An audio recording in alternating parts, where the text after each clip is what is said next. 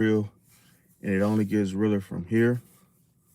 But first, I want to give a shout out to everybody. Gang, we in the building. I want to give a shout out to all my 2 2s and my 3 3s and my 2 2 2s and my 3 3 3s and my 7 7 7s. And shout out to any other angelical numerical numbers that I may have forgot to mention. Also want to thank everybody for coming out to support the channel. Thank you. And those of you that are new, welcome. Don't forget to like, comment, share, subscribe. Don't forget to click that bell notification to be notified of my upcoming videos and content. Get a membership. And like I say, uh, don't forget to buy me a coffee. Okay. Now, one of the things is Nolan Wells. I wanted to talk about him today because I feel like that's what everybody been talking about, but why? And for one, his zodiac sign is Leo. And I just wanted to talk about the situation as people, is a lot of, so everybody's throwing their 2 cents, and, everybody wants to talk about what happened, what they think, went on. And, just, I just got whiff of it today, but, it's strange because, like I say, he's like a brother, and then he went on I believe a boat cruise or something. He went on a boat cruise allegedly, and then never came back, and they said that he possibly lost his life somewhere in it's a lot of different speculation of, oh, he could have somebody did something to him, or he could have hurt himself. And to me, it's like, bro, I know that how it looks could have been anybody, bro. And people are just focusing on like the petty, like the things that really don't mean nothing. Because if that was the case, why did he even go with those people if it was about race? Like, to me, it's like anybody, if you would have went with you could lose your life just going with a bunch of your own kind. That ain't no excuse, fam. It's almost like your own kind to kill you quicker than than somebody else. But I feel like they planned it. Obviously, it was a planned emotion, because that's why it's hard to find out. But remember, I told y'all in the previous lives, I said, bro, there ain't no such thing as a friend. I said, there's no such thing as a friend, bro.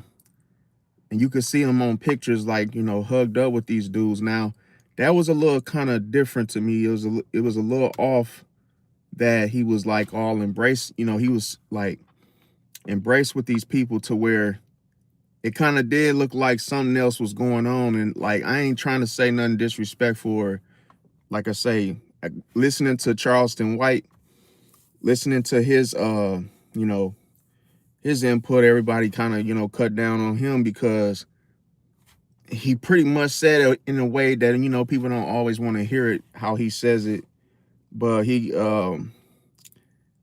kind of did look like, I ain't gonna lie, kind of looked like that, bro. Because, bro, it's not it's not saying that, like, if you black, it doesn't mean like, oh, you can't hang out with whites, bro. But it's like, it's rare.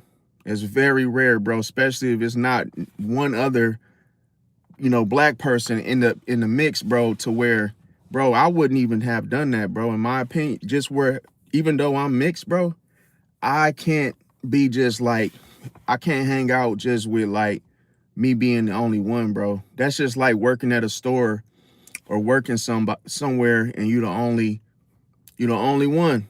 Do you know how dangerous that is, bro? But a lot of people don't talk about this type of stuff because they're afraid of like being honest about how they feel about different people and whoop-de-woo. But let's just say, I remember when I went to Louisiana, bro. I remember that I saw all kind of stuff. I saw some stuff when I went down there, and it's like, bro, It's people that really follow different things, you know, where they really don't mess with, you know, they don't really mess with my kind, you know, to the point where it's known to where it's like put in, you know, ain't gonna say it's put in braille, but it's like literally, you go to Louisiana, bro, people literally like, you can tell the people that don't fool with, you know, black folks, bro, to the point where when you put yourself in the situation Nolan Wells put himself in, I can already see how that went down, bro. I can already see how that went down. I believe they may have not did anything physically to him. Maybe they did some type of thing, maybe got him drunk, maybe, you know, he was under influence. But I believe either something was wrong with that boat. It's some, just like Kobe Bryant when he got on the plane wasn't, you know, wasn't up to par. Talking about Nolan Wells, the guy that the guy that lost his life, he went out to some type of what did they say it was, an island? I'm not no island, but I don't really know too much about the little details. So if I say something wrong in regards to what happened, I only watched the little documentary maybe like once or twice, but I still wanted to talk about it because it's like one of them situations where you're surrounded by deception, illusions, and the same thing I've been telling, you know, basically been discussing over the couple of days. You don't have any friends, bro. No matter what they're, you know, no matter if they're blue, green, it doesn't matter. You don't have friends like you think you do, bro. The same people he's all hugged up with probably had a plan in motion against him, you know, to the point where you got to understand that why didn't nobody else lose their life? Why was it just him, bro? That don't look, see how it doesn't look normal. It's very, very suspicious, but it's like, it's obvious what happened, bro. And you know, it's not like, oh, people want to throw the race card in there, but it's like, bro, even if he was surrounded, even if he had his own kindness friends and he went out there on that boat, bro. If one person pass away, fam, why these other folks, nothing happened to nobody, bro? He just ghosted, gone. No, hell no, bro. You could tell by the way the crime was done, it was the people he was with. You could tell, bro, because, bro, I'm gonna put it to you like this, bro. If a black person murders someone, bro, it's gonna be some blood. It's a whole different way things gonna look and go. But it's like, if a white person kills somebody, bro, it be that whole, oh yeah, where's the body? Or nobody knows, but oh, I got his phone. Yeah, here's his socks. It's kind of like, bro, y'all didn't do this. See, y'all didn't do this the way y'all not off the hook, bro. As easy, like a dude in my city, this man, which was he was a white guy. His name was, damn, what was his name? I forgot his name, man. Maxwell Anderson, bro. The man was, bro, he was a Sagittarius too, bro. I could literally bring him up, bro, and show you what he looked like, bro. And this man, Maxwell Anderson, let me look this up. Maxwell Anderson. I could show you and what he did, bro, is like crazy, bro. But he told an informant that what he was gonna do. He said, I got a date tonight with a black woman, and he said, oh, I'm gonna, you know, he was saying how he was gonna murder her. So the crazy thing is that, let me see where the picture is, bro. Let me see something. That's Will Anderson. Okay, gotta type his name in over here. But that was just crazy to me. Like, dog, why you? But so here's the thing.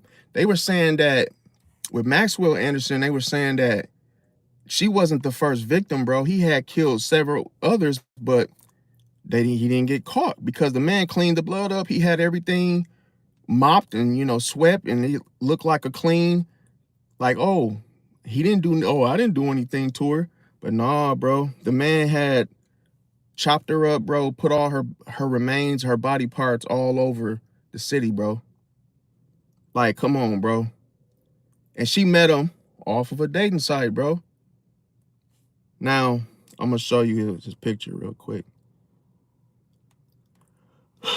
So if y'all want to know more about it, you can just look it up on YouTube as well, as far as the case. But man, this dude's like, this is how he looks, bro. And this was in my city right here, Maxwell Anderson, bro.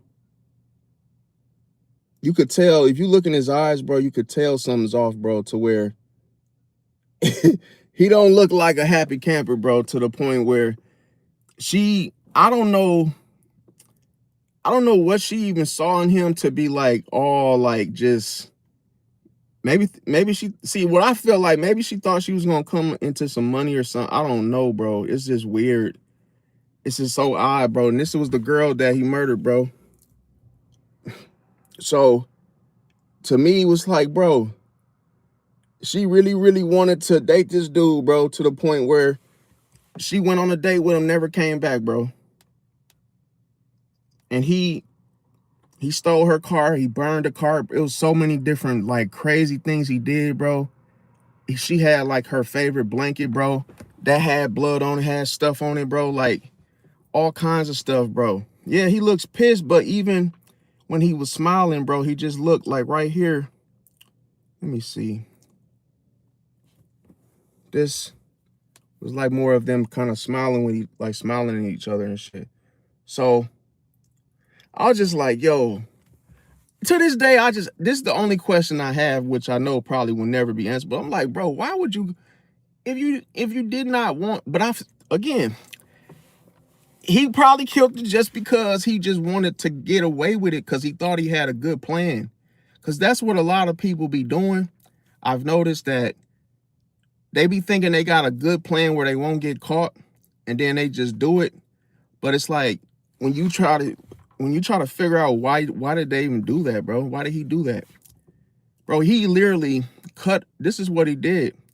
He cut her head off, bro, to the where with the funeral, she didn't even have her head, bro. She just had little, you know, certain body parts, no freaking head. Everybody wondering, where is her head, bro? And they found her severe leg in the fucking river, bro. And then just random body parts throughout the whole, you know, the city at parks and shit. Like, people were finding stuff like, yo, you know, I found some hands or something that they probably belong to someone, but hey, you know, that's freaky, dude. That's super, like, freaky. Like, what if you just in the park and you just walking your dog and you come across somebody's nose or hands are just like randomly just sitting there, like, bro. And the craziest thing is he spread her remains all over the park where the kids play, bro. That's even worse. Where your little kids running around and they get to putting stuff in their mouth, grabbing stuff and, you know, playing with it and stuff, bro. That's like, and I'm not saying it like, I'm only saying this because awareness. This is the craziest part right here. At his crib, the man had a sex dungeon. He had a sex dungeon in the basement, but he had the type of dungeon where, like, you get tied up and then you put your head inside of like this little guillotine type of thing. And I believe that he had to have, like, drugged her and put her in that thing to have got her leg cut. Like, to me, to have cut her body up like that, bro, I felt like he had to have had, like, her restraint, bro. There ain't no way, bro. To me, I'm like, damn, bro. And her head just gone. Nobody knows to this day where her head is, bro. So that means this man had to have, bro. I just can't. The craziest thing, when the police showed up at his crib, the man had no blood whatsoever. No blood, bro. as if this man knew exactly what to clean the blood up with to not make it smell, not make it. But here's the thing, he had a red couch.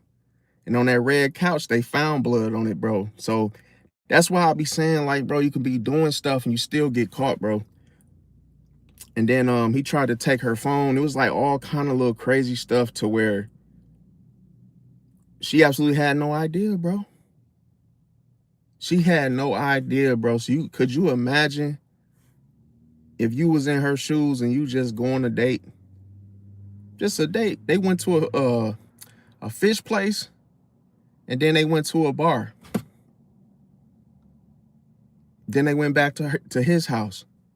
But everybody, I understand. Everybody was like, why did she go to his house on the first day of meeting him? And I think she maybe had some alcohol in her system and just went along with it, thinking it was safe. And it wasn't, bro. That was the last breath, last time she was, seen. But like with Nolan, I feel like, I just think that he had to have did something, bro. He probably got drunk, either maybe they had something and they passed it around and he took whiff of it and it ended up, taking him out. Something could have, malfunctioned with the boat. Ended up, but then you still got to be on the boat. If the boat ends up going down, I mean, I could say if it submerges and like literally, in that way, that's different. But how the hell did they get his phone? That right there that's the number one thing right there is that phone, bro.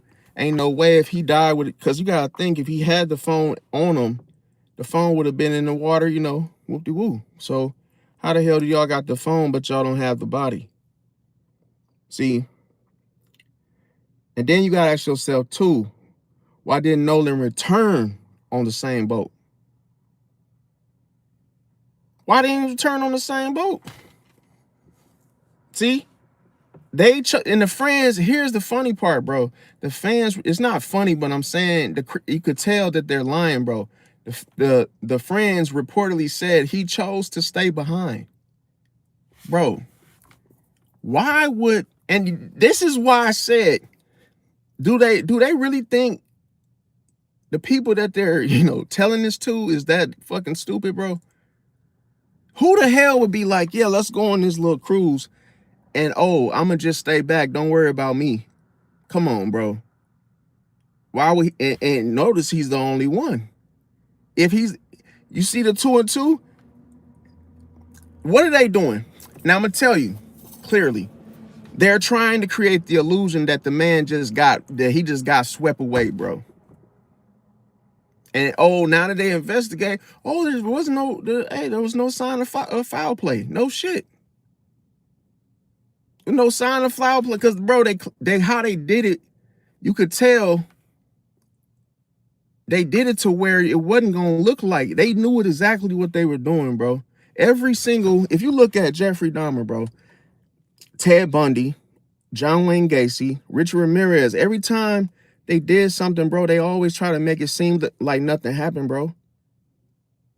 They just draw the illusion. Oh yeah, he was just, we're just chilling. We're just watching TV, and then he didn't want to go along, and him wanting to stay behind. Why would he say that? Or why would he do that, bro? If he came with y'all. That means y'all must have cornered him or did something to him to where he knew that if he would have went along with it anyway, he probably would have died anyway, either way it goes. So it's probably just the whole mere fact that he was just like, you know what, I'm screwed. Because that's why I said, bro, friends come with an ending, bro. You ain't got no damn friends, bro. The same friends, it's gonna be an ending, bro. You just don't know how it ends. And this is what I know. They got his ass way out there, away from his family, away from anybody that could have helped him, to make sure that nobody saw what what happened type shit. Now that's just we don't know that. It's just, speculating about what could have happened. Now, the thing is, when you look at the friends reported saying that he wanted to stay behind, But his family, they're questioning whether that fits with what they knew about him. It's fishy. See, it's like, yeah, y'all really had y'all really plot this on it. See, this is why I said, bro, it was a setup, bro. They already knew they was gonna take him out when he went out there to the damn cruise thing in the first place. Why, bro? You gotta, and then look. The whole thing is they already knew the factors. Like, oh yeah, they're gonna think that yeah, he was the only one, and yeah, he shouldn't. Like, well, so this was a huge ordeal, fam. But it's like somebody's behind this shit, bro. It's not. I just don't believe that these people could just come up with some shit out the fucking off the dome, bro. Somebody is behind all of this, bro. To start some type of have folks against each other, have folks arguing, have folks going back to the whole black white thing and all this shit, bro, because it already is looking like that, to where people are, oh, well, where's your only brother, man? Bro, here's the thing, bro. Why would you go on a cruise and you the only black person going, bro? Let that make sense. That's the first thing that I disagree that Nolan should have done. It ain't got nothing to do with it don't got nothing to do with you and your race. It has a lot to do that you're the only one. You're the only one. Man, I'm gonna tell you a story, bro. True story. I know this lady, bro, that worked in the prison. She was the only black nurse, bro. And she worked there, and wasn't no black folks out there, way out there. I'm talking about in the boonies, like way out there up north. And look, she didn't give a damn. She need her money, and she need her money. She didn't give a damn about folks having an issue. But she got mugged. They was staring her down, questioning her, going behind everything you can imagine. But the thing about it was, the agency guy that sent her there, he got sued, bro. He got sued because he thought he could do whatever he wanted to her because she was the only black nurse. So what he tried to do was, when she wouldn't work the shift, because she said the conditions were very, very, were terrible, because she had to drive the little golf cart, go get the medical supplies, which she felt somebody else, should have had that type of responsibility. So she said that when she realized it was like down there freezing, and they expected her to still drive the golf cart to go get the medical supplies. So when she quit without notice, the freaking agency dude said, "Oh, you're not getting your check." And she already worked 2 weeks. So she was, supposed to get paid, but he tried to override that shit, like, you ain't getting paid because you quit without notice. And then she sued him, and she won too. So that's why I said, like, bro, you got to be careful when it's not like, it's just some people out there, let's just keep it real. There's some people out there that don't like black folks, bro. It ain't got to have no reason. Some just don't. It could have been a bad experience. It could have been, bro, I went to Syndex's, whatever it's called, Syndex grocery store. And bro, I go in there and everybody just, bro, ain't no brothers in there. Ain't no sisters hardly in there. And you walk in that mug, I don't be inferior, bro. I don't have no inferior complex, because I look at everybody as being the fucking same. We all bleed the same.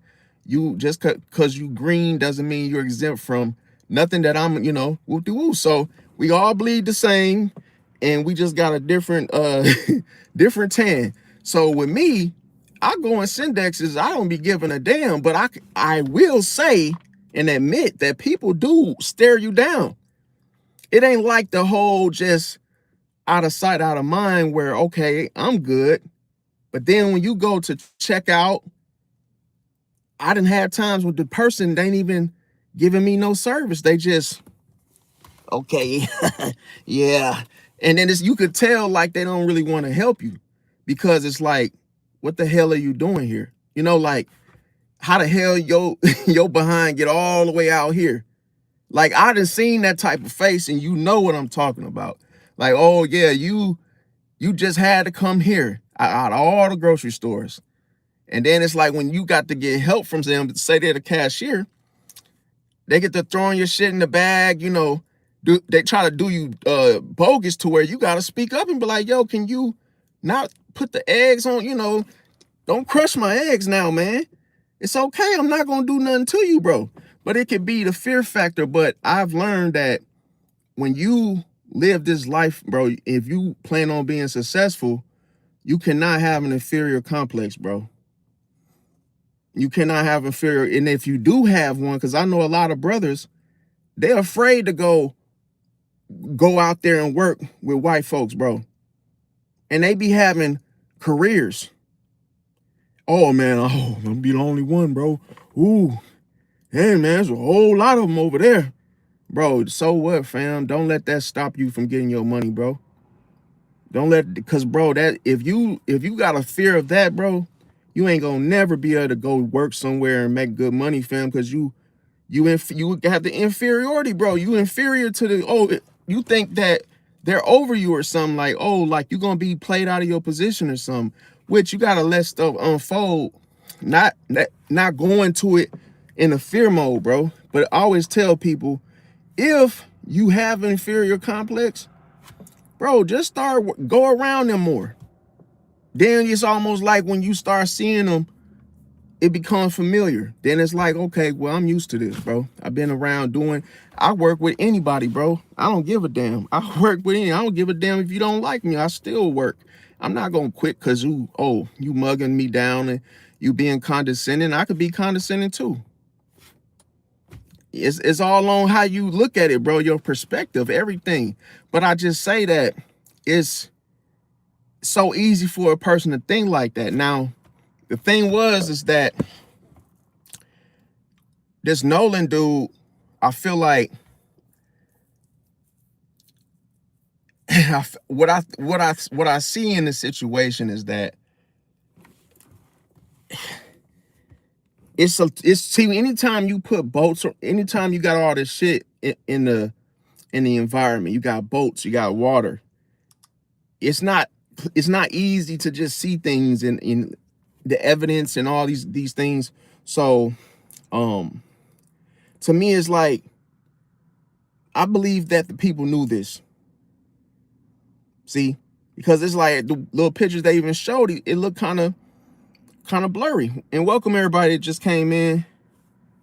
But it's like, what y'all think about the Nolan Wells situation as well? Okay, another thing is,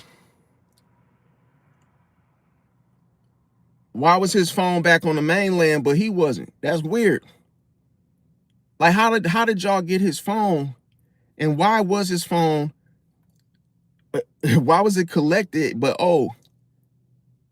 that means somebody knew he was dead already, bro. What the hell y'all grab his phone from? I wouldn't have touched nothing, fam. If I would have seen a dead body, bro, I'm not taking no phone, no comb, nothing that belonged to that person, and I know it was theirs. Come on now. It's like a person that dropped their gun or something. Oh, you gonna go, confiscate their gun knowing they're dead, bro? Come on, bro. You ain't even supposed to touch the evidence. You're supposed to leave it there, bro. And the thing is that taking the phone is like, like you're trying to justify that you didn't kill him or something, like, in a way. It's like, you bringing the phone to make it look like, I'm actually, looking for him. I don't know if y'all follow me, man. It is a very, very, like, weird situation. It's like a super weird. It's kind of like, you know what this remind me of, bro? It's like it's like a group of people saying, yo, let's go to Mars, bro. And they go out to some wild island resort, Punta Canas or whatever it's called. And then, now it's time to go back home. Now somebody dies. Well, it's like saying, oh yeah, man. Yeah, Ray, man, he didn't make it, bro. What you mean Ray didn't make it? He went with y'all. Y'all done left this man in the damn thing and he done died, bro. That means y'all either left him somewhere by himself. He had to do some, maybe the boat itself. Maybe he didn't know anything about the damn boat. Either way it go, bro, no matter how you look at it, it was stupid, bro. It was just stupid. Because if you tell somebody you done been left behind, bro, that sound careless. It's like if you got a friend, bro, no matter what their race is, bro, y'all ain't check on him, bro.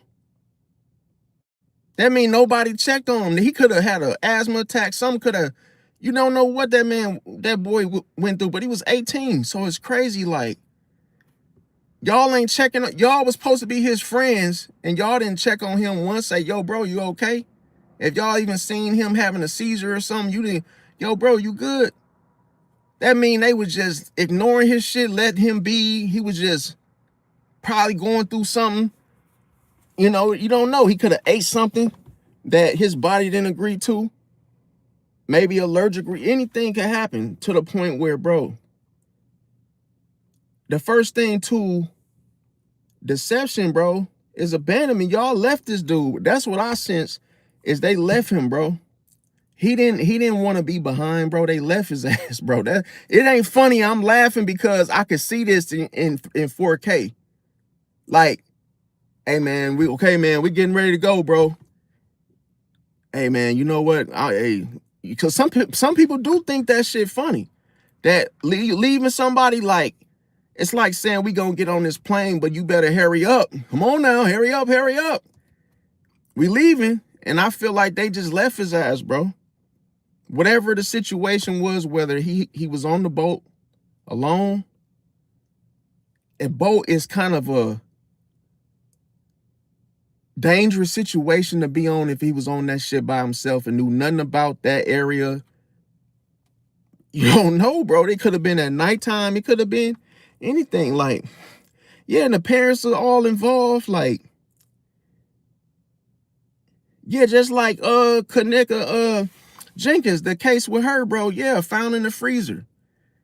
And then they found out that, you know, through the cameras was all goofed up, and, you know, the cameras was all like, you know, somebody was tampering with the evidence to where the surveillance footage they put out the first time, it didn't show the person actually, you know, that person that moved her body in the freezer. So like they ended up finding out what really happened to her because she was put in that freezer. It was like she got locked inside of the freezer. That's how she died.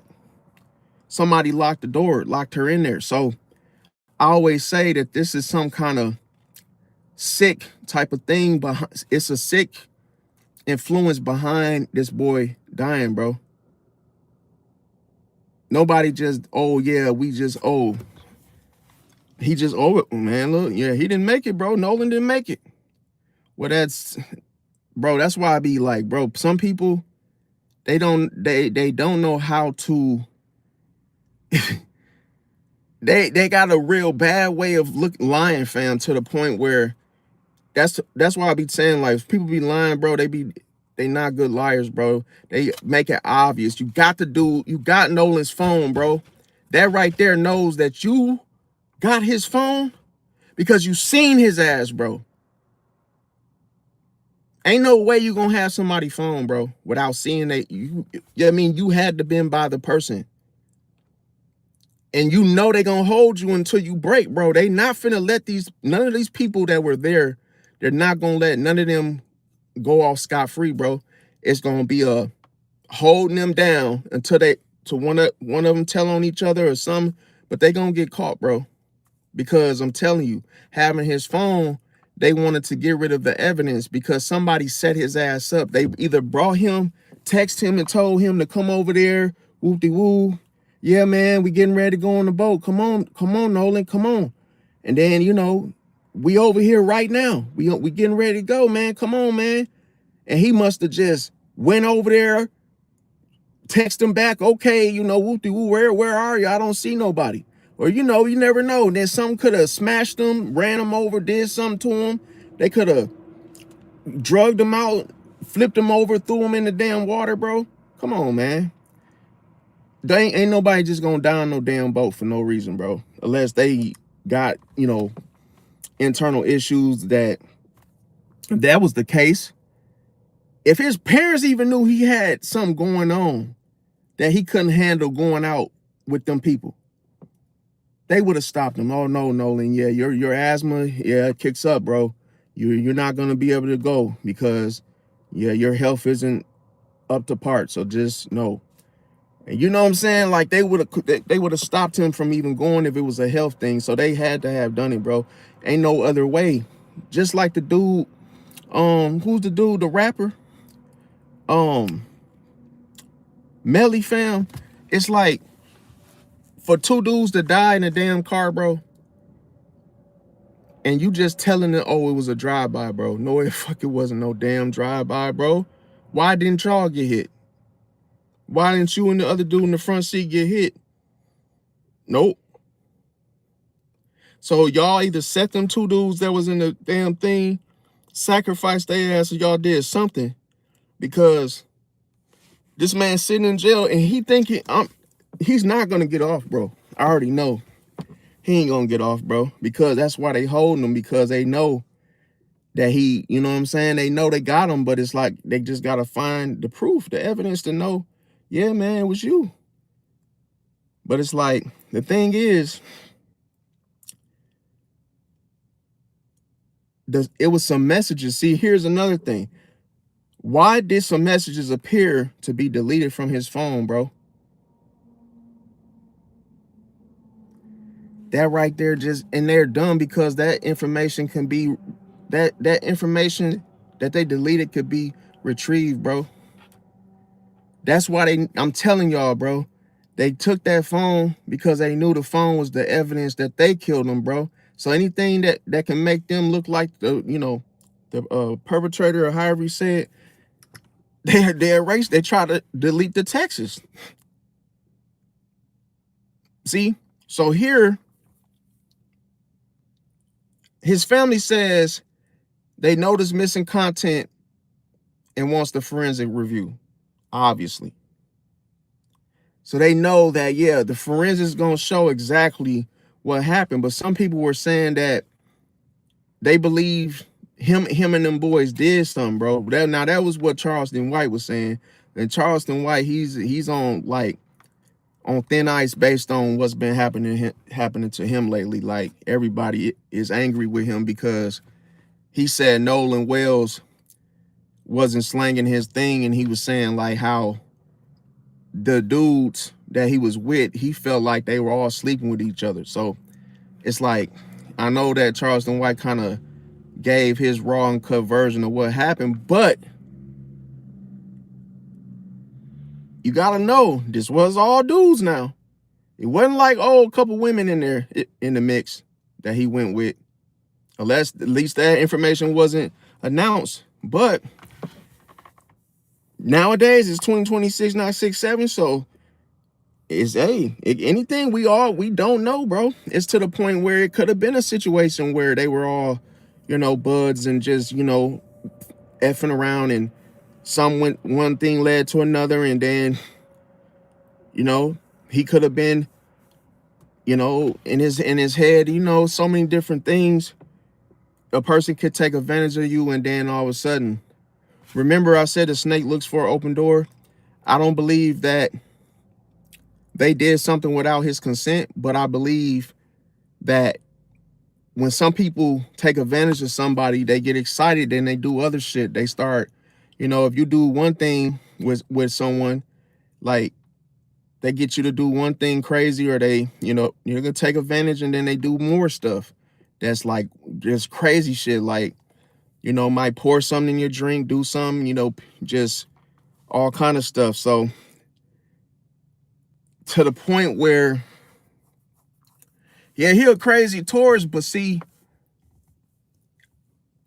only reason I like Charleston White is because he say it how he sees it, to where, yeah, it don't be no sugar coated like nothing. He be saying exactly how he see it. And I feel like, bro, I believe Charleston White is right about some of it. I believe he's right about some of it because the Nolan dude couldn't have been operating like, you know what I'm trying to say? I feel like he one of them brothers that wasn't really like, he made it to where he was he got taken advantage of. You know what I'm trying to say? Like, he wasn't like no thug type dude, bro. He had to been like, you know, preppy, you know, one of them type of dudes they call him they call him Oreos. They call him the dude that kind of y'all know what I'm trying to say. I can't say it in its, you know, in its terms in that way, but I say Oreo because it's like what is the name of it? Yeah, you know, they make little jokes and they say, well, you know, he's not a real therapist, you know, he's a little Oreo dude. So it's like he really ain't as I can't explain it because it's like it I have to use the right word and everything. So it's like some of y'all know what I'm trying to say. Yeah, Nolan, super her. Yep, he's a Leo. So to me, and the crazy thing they were trying to say, they were like, yo, he was pretty familiar about the boat and everything, and you know, he knew exactly about the things they were, you know, actually riding in. He knew about the boat, woo. So he had like the knowledge. Like they were trying to say he was a smart dude. So it's like it had to be something that involved the boat and them being there, because what can you do with if 4 or 5 guys lift you up? What can you do? If they lift you up and throw you in the water, and the whole thing is they could have, because you gotta understand, are there cameras at the you know, the you know, wherever the whole boat situation was at? And then you gotta look at the visibility, which is really hard to see anything. So who knows? Maybe they just, oh, let's, you know, you think you want to go for it, you swim, and they probably just flipped him over, threw him in there, bro. Thought it was funny, and he drowned or something. You know what I'm saying? To the point where it wasn't no way for him to even come back. So, you know, some people are evil where they'll put you in a situation they know you probably won't survive it, and then say, come on, Nolan, let's go, bro. Let's go. We're leaving now. Knowing y'all threw his ass in that deep ass water, knowing he wasn't gonna come out, bro. Come on. But had the nerve to have his phone. That mean you know you going to jail if somebody die and you got their goddamn phone, bro. Why would you take the phone? Why would you take that's guilt. Why would you take the phone, bro? Because you knew you set him up. It's like saying, oh yeah, man, yeah, here's Nolan's phone. Yeah, man. Hey man, delete the texts. Yeah. Oh my God, man, you know, and then not even knowing, like, bro, you didn't grab his phone and say, oh, look at the game, man. Look, the Knicks are beating the such and such. Bro, you took that phone because your ass was guilty, bro. You knew you were cooked. See, that's the thing. If you were to, God forbid, somebody were to take someone's life, right? Obviously, you would be scared as shit to know, oh, damn, I actually killed him. And then you see his phone and you knew you were the last one texting him about coming over. Let's do this. And oh, woo-de-woo. It's obvious anybody would have been like, oh, get the phone, man, get the phone. Yeah, delete the messages. But why would y'all even send the stupid messages in the first place? That's, to me, is wild, bro. And the thing about it, why were both of his Snapchat accounts reportedly empty, bro? Because remember I told y'all, bro, Snapchat is like an evil ass app, bro, because people be like selling drugs on there, bro. All the pictures get deleted. Motherfuckers be cheating, having, you know, have on their girlfriends, on their boyfriends. You can send all kind of photos and the shit just deletes, bro. to the point where, oh, you got to see it, but nobody else, did. So you could post anything and the information deletes after a few, you could put a timer on it and it could just delete. That's why I don't like Snapchat, because somebody could sell you something and then next thing you know, it deletes. Where's the evidence now? It's gone. So if you end up getting fentanyl and you thought you was getting something else, you're cooked. I knew somebody that they thought they were getting some good hemp. The dude lied, posted shit on Snapchat, and then when the dude got it, it was K2, bro. And it effed him up. It effed his ass up, bro. That's why I be saying, bro, you can't be playing on them Snapchats and stuff. So here, his family says saved photos and messages appeared to be gone, bro. Saved photos. How the hell are you that freaking good at that? Where somebody go in there and delete that shit, bro? That means you had to been all up in his phone, bro. And you knew that's exactly what that's why you did what you did, because of everything that was in the phone. It was evidence. It's crazy. And see, why are there conflicting accounts of his final plans, bro? See, so here's some of the accounts say he intended to stay. Other witnesses reportedly indicated he planned to leave with his original group. See how it was a lot of switching of groups and shit, bro? That's too much, bro. That mean, y'all, it's too obvious when you do that.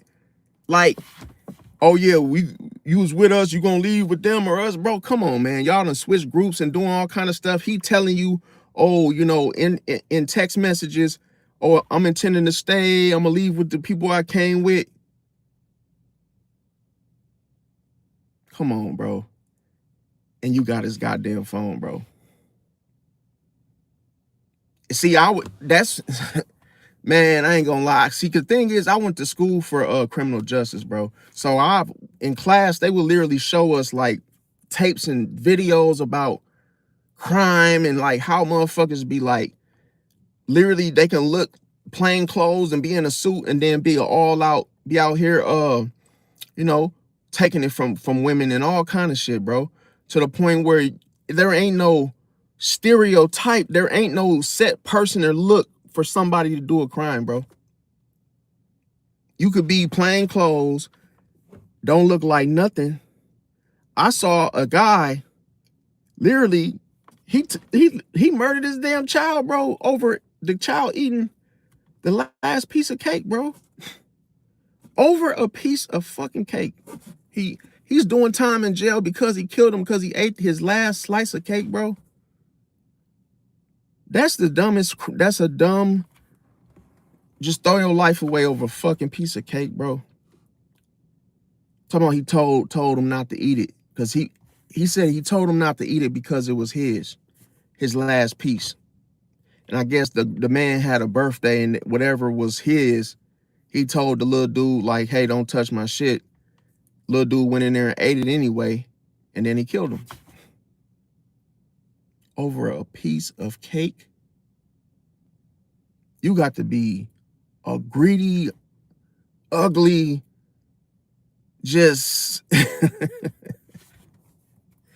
You got to be a greedy ass motherfucker to actually take somebody's life because they ate the last piece of cake, bro. It must have been good, huh? Yeah, I guess it was. Where you gonna kill somebody over the last piece, bro? Like you ain't gonna never get that. He act like he could never get that cake again, bro.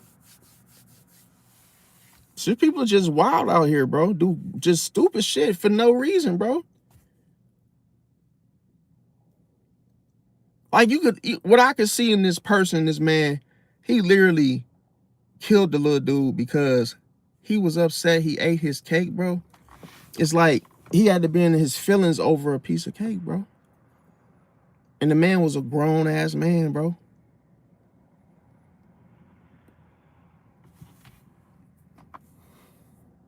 Man, I'm telling criminal justice class, they showed us all kind of crazy shit, bro. They had this one dude that was like a Muslim or something, bro. And I guess in their I guess in their culture or whatnot, or the religion situation, it was like he wasn't supposed to eat for like the weekend. It was some type of little like thing like that. And bro, this was the wildest shit I ever seen in my life, bro. They literally put the little dude, he wasn't supposed to eat. It was like a fast that they were on, that they couldn't eat for, a few days. But the boy ate something anyway, because he was hungry. He ate something. Bro, tell me why the father, bro, he grabbed him and he boiled some hot ass water, like bath water, and threw his ass in there, melted his whole fucking skin, bro. That shit right there really that shit made me feel like, bro, it's some evil motherfuckers out here, bro. You got like, just they anger be so fucking intense that it's like, bro, they don't have that, like, damn, just let them slide, man. You ain't even have to do all that shit, bro. That's wild, bro. So it's just, to me, I'll be, just looking like, damn. But another thing is, why did no one report seeing him enter the water or struggling to swim? See, that's the thing. Like, if somebody wants you gone, bro, if somebody hates you, bro, they not gonna try to check on you and see if, oh man, are you treading water, or you look like you're struggling there, buddy. They ain't finna check on you, bro. They gonna just let your ass fight the water until your ass stop, and then they gonna say, I didn't see anything. I don't know. I thought he was good, bro. That's why I said, me, I don't even go to the damn lake with my damn family or nobody, because you get too close, I be feeling like a motherfucker might push you in the damn water. I never trusted that, bro. Like climbing the rocks at the lakefront, bro. I'd be like, nah, bro. If people too close to me, I got to really trust you to be climbing them rocks with you, bro. Because anybody could just push you and you fall in that deep ass water, bro. That's why I'm like, it ain't no way to get out either, because it's so freaking slippery, and like, just, you're cooked if you literally slip into that shit, bro. But it's like, it's fun to, climb those hot ass rocks, because it's like, it just feels good and you feel that breeze coming off the lake. But so yeah, with that, nobody reporting it is the problem. And people don't be knowing, when you do little things where somebody is, struggling, someone's hurt, and you just sit there, bro, you going to jail. It's like, if you witness that situation, it's different if your back was turned and you just absolutely had no idea what was going on behind you. But if you saw that shit happen and you just sat there, bro, you going to jail, bro. Because that's like saying, damn, you could have stopped it. You could have at least reported it. But you didn't even do that. See? So here, another situation is that hundreds of people were on that island that day. See? Yet no public witness has described seeing him drown, bro. That's crazy, bro. How all y'all at the goddamn thing, none of y'all saw nothing, bro? They saw that shit, bro. They saw that shit. That just show you how guilt. See, when somebody guilty, they don't want to even speak on it, bro. But when you innocent, you the first one to be like, oh, man, did you see what the you quick to, you so excited to tell somebody what happened, but when you guilty, I ain't see nothing. I'm gonna tell you how I know that to be true, bro. When let's say the person that is getting beat, fighting for their life, and you let's just say you hate them. And let's say it was a race situation, but you see this boy struggling, you just did not help. You watch this man suffer, okay? you wouldn't want to talk about that because you know you're wrong for just watching that go on. So the whole thing is these people, everybody, oh, I ain't see nothing. But it's all y'all at the goddamn island, bro. You really gotta be like, if that don't look like a setup, then what does, bro? It's like y'all, all of y'all here, nobody saw nothing, bro. I'm sure that what that Nolan dude was screaming, help, help, help, help, help. You know, like they heard something, bro. They just kept talking and just carrying on like they ain't hear nothing, bro. But they wanted his ass to die, bro. That's what it was. And that's the thing why I'm saying it like this, because some people can hate your kind, bro. And really, they feel like if we can just get one, they're going to take all the anger out on that one person. That's why I say it's not good to be alone around anyone, just the only one, because, bro, people really be having resentment towards motherfuckers, bro. They might be mad at Martin Luther King about some shit happened 20 fucking, way long time ago. Nobody don't even care about that shit. But then they be so mad. But if they had the chance, bro, and you come walking around and hanging out with, one of the nieces or nephews, man, they'll try to take your head off, bro. Because in their mind, hell, if I just get one, I catch one of them little, I catch one of them chocolate things walking around. Oh, yeah, I'm going to do this. I ain't going to give a fuck. That's how they be thinking, bro. And then all of a sudden, you don't know people think like this or feel like this because you don't know them, though. Like, you can't just go hanging with some people at school and be like, yeah, we're going to go on this cruise, bro. No, do you know these people? I had a bad experience, bro. I remember one time, bro, like in my whole life, bro, I only dated one white girl, bro, my whole life. Just one. One. And the crazy thing is, my dad's white. My grandmother's white. I actually got white cousins. But I only dated one white girl. Why? Because, bro, I went to her house. She invited me over. We had dinner. All of a sudden, her dad, bro, her mom was cool with me. Her mom didn't have an issue with me. Her dad, though, is the one that had an issue, bro. And, bro, we sitting at the dinner table. I'm eating. I already know I could feel it. Us Pisces, bro. I feel it like, bro, I know he finna say something, bro. And he literally looked over at me like, and he was like, I seen tears coming down his eyes, bro.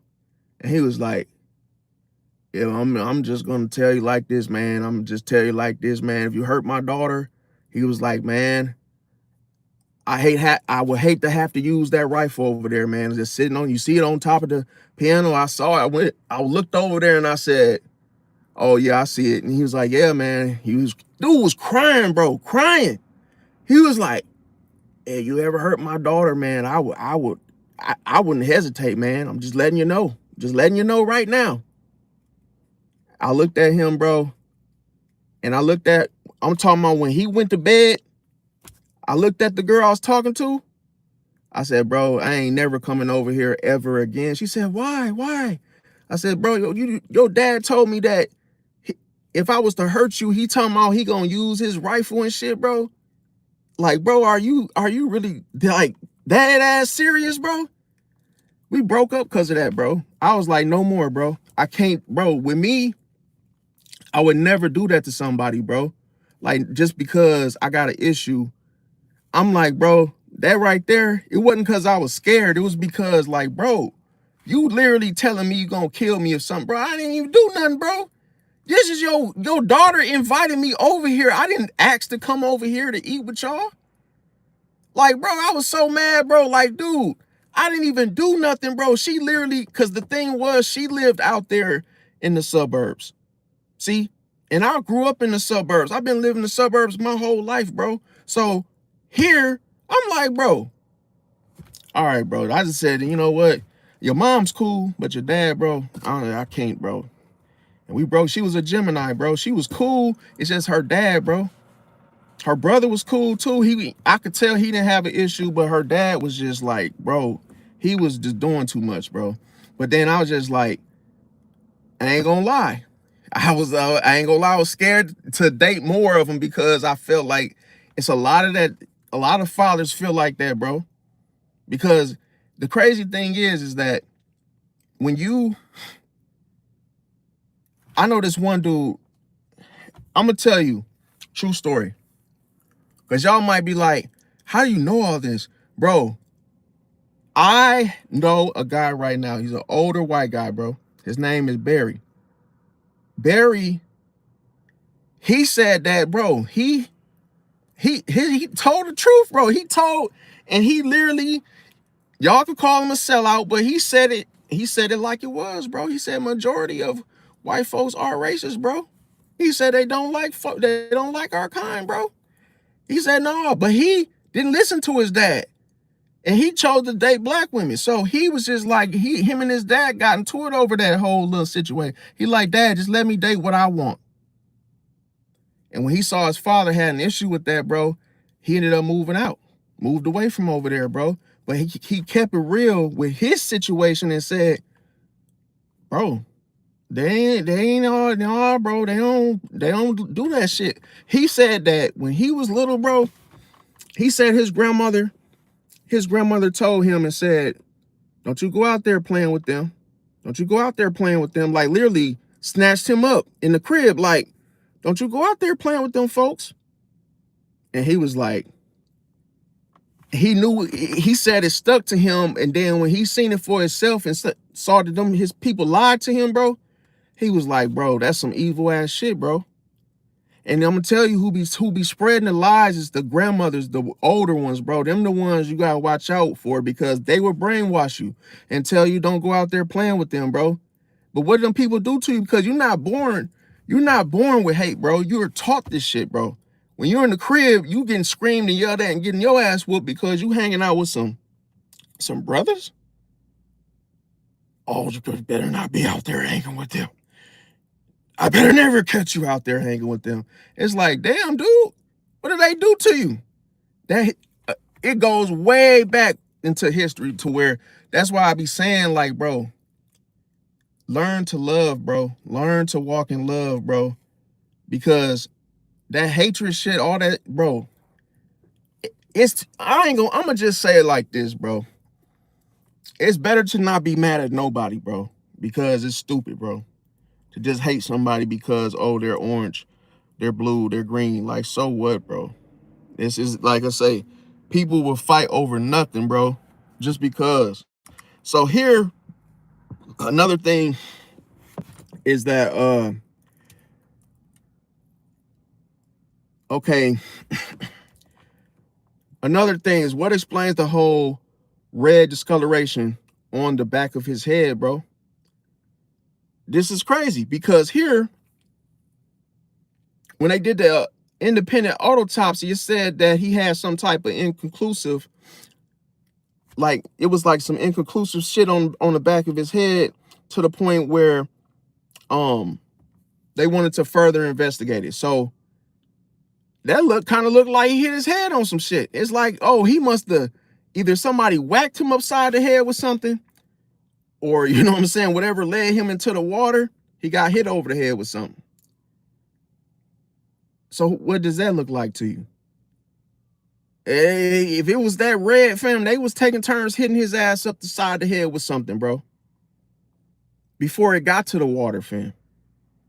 Before it even got to the water, you could see that happening yourself. Stop lying, fam. You could really envision that shit yourself. See that shit in 4K, bro.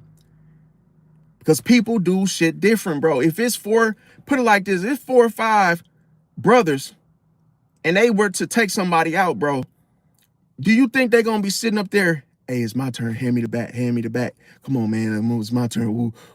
And then they just take the thing and then the next one, come on, let me see it, let me see it. Bro, they were taking turns beating his ass, bro. That's what they were doing, bro. Thinking, and they were getting off on that shit, bro. And I'm telling you, bro, if it was brothers doing that shit, it wouldn't have been no swinging no bats, bro. It would have been way worse. They would have been, bro, they would have been doing a whole lot of ragdolling, fam. It'd been a whole lot of other shit. Look at the Tennessee situation. The dude with the chair, come on, bro. Y'all don't even get me started on that. The Tennessee situation where dude had the damn chair. Now that was a brawl, fam, but that was like a similar situation. Because y'all saw the security guard. He came out there, bro. And they was on his ass, bro. Don't even lie. And then the little scuba diver dude ended up swimming over there to help him and shit. So that's what I'm saying, bro. If you outnumber, your ass is grass, depending on what county you in, bro. Some counties is like Louisiana, fam. Bro, it's different, bro. It's like, see, that's why I be saying, like, bro, you got to know who the hell you're surrounded by, bro. It's a difference between a person that's prejudiced, they don't like certain things or certain people. That's one thing. That's one type of person.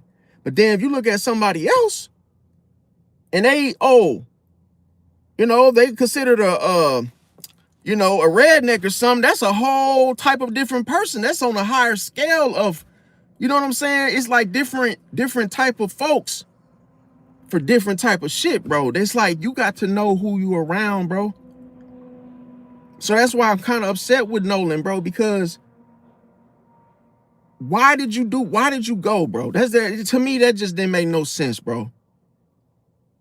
It didn't make no sense, bro. What the hell did you go for, bro? You already know what time it is, bro. To me, it's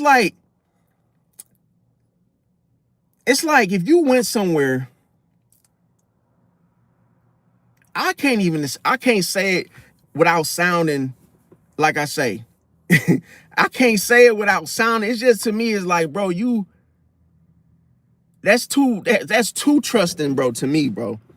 I would never have like wanted to go with a bunch of people.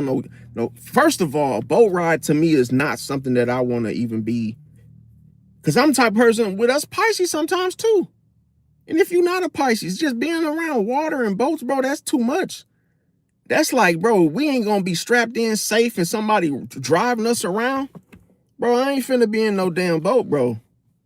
Because I'm gonna be thinking about the weather and I'm gonna be thinking about, hey, somebody falling in. And then what the hell is in the water? Are we surrounded by sharks? You don't know. It's an island, so yeah, probably so. Piranhas. But yeah, definitely it's the way that people are raised. It's just like when you're raised differently to the point where, I feel like,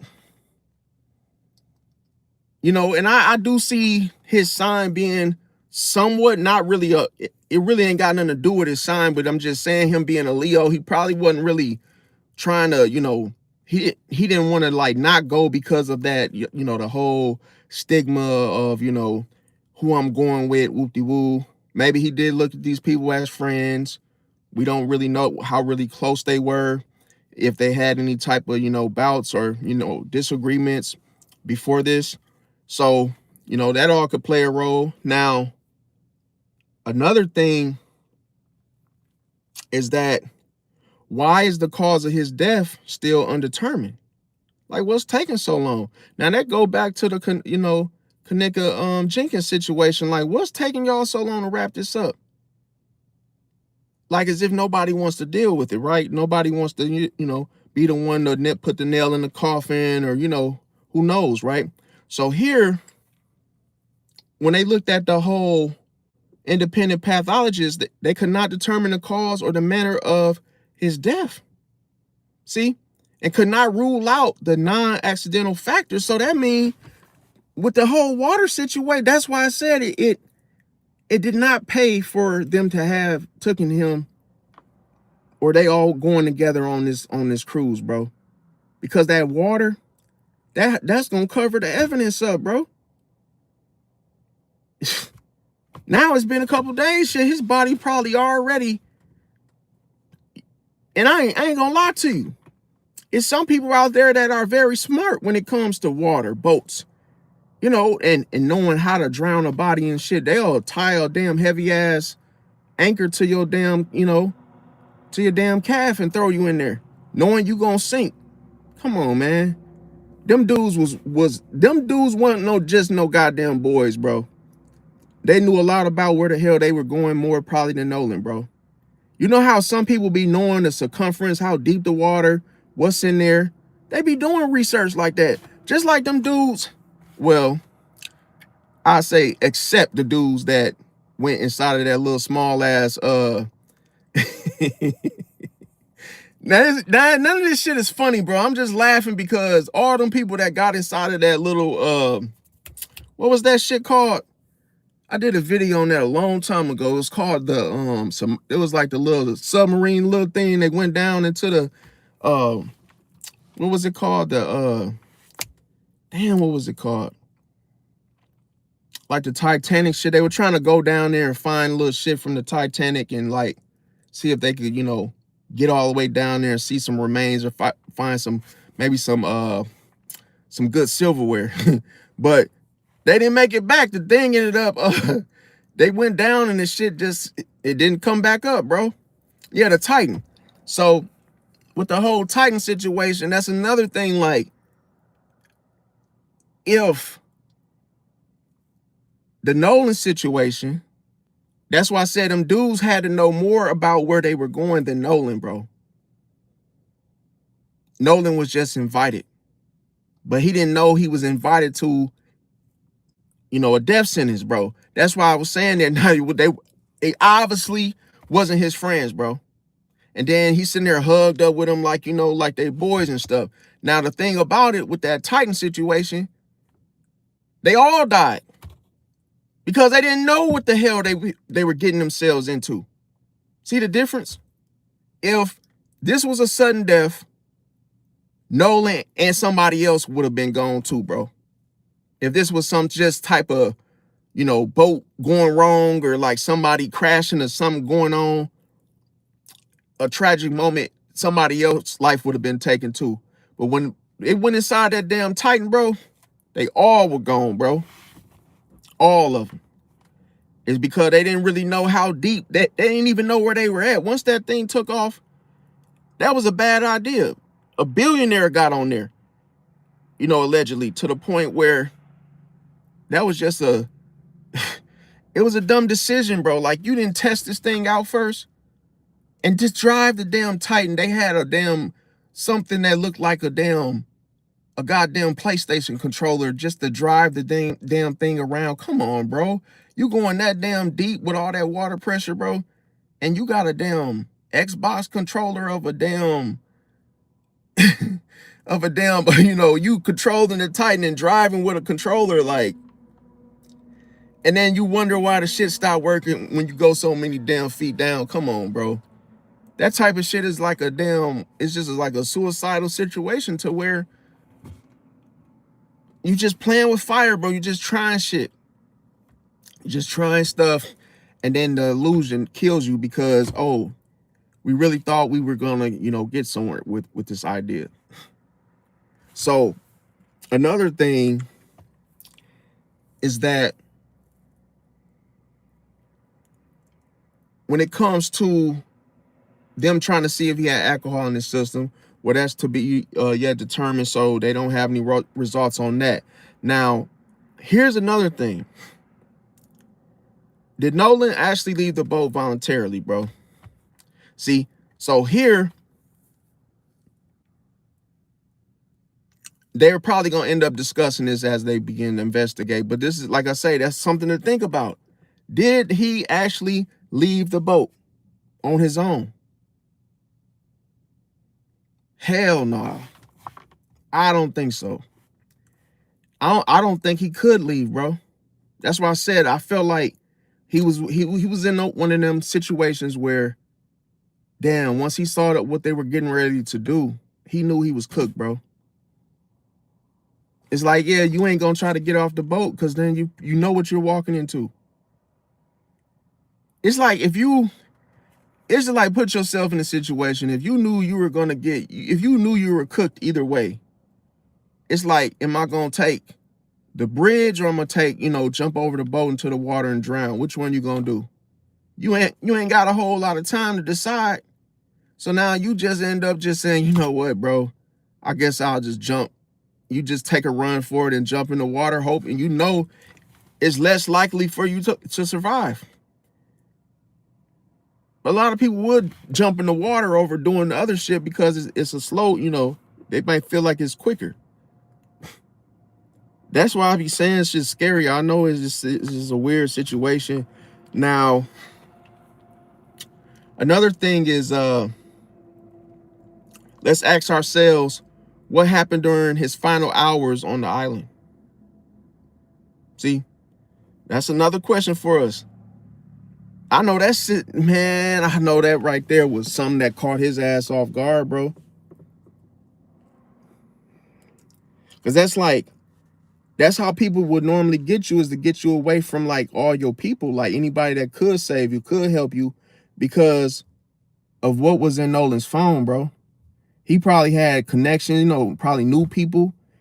Hell, if they didn't been changing groups of who, you know, hey, these the people I came with. Now these the people I'm leaving with, then choosing to leave with the people you came with. That mean this Nolan dude knew a lot of people. So to take him on this cruise was probably, you know, a good, these people that planned it, they probably thought like this would be the perfect plan to get rid of him, because we need to get him from you know, from out of this environment, because he knows so many people.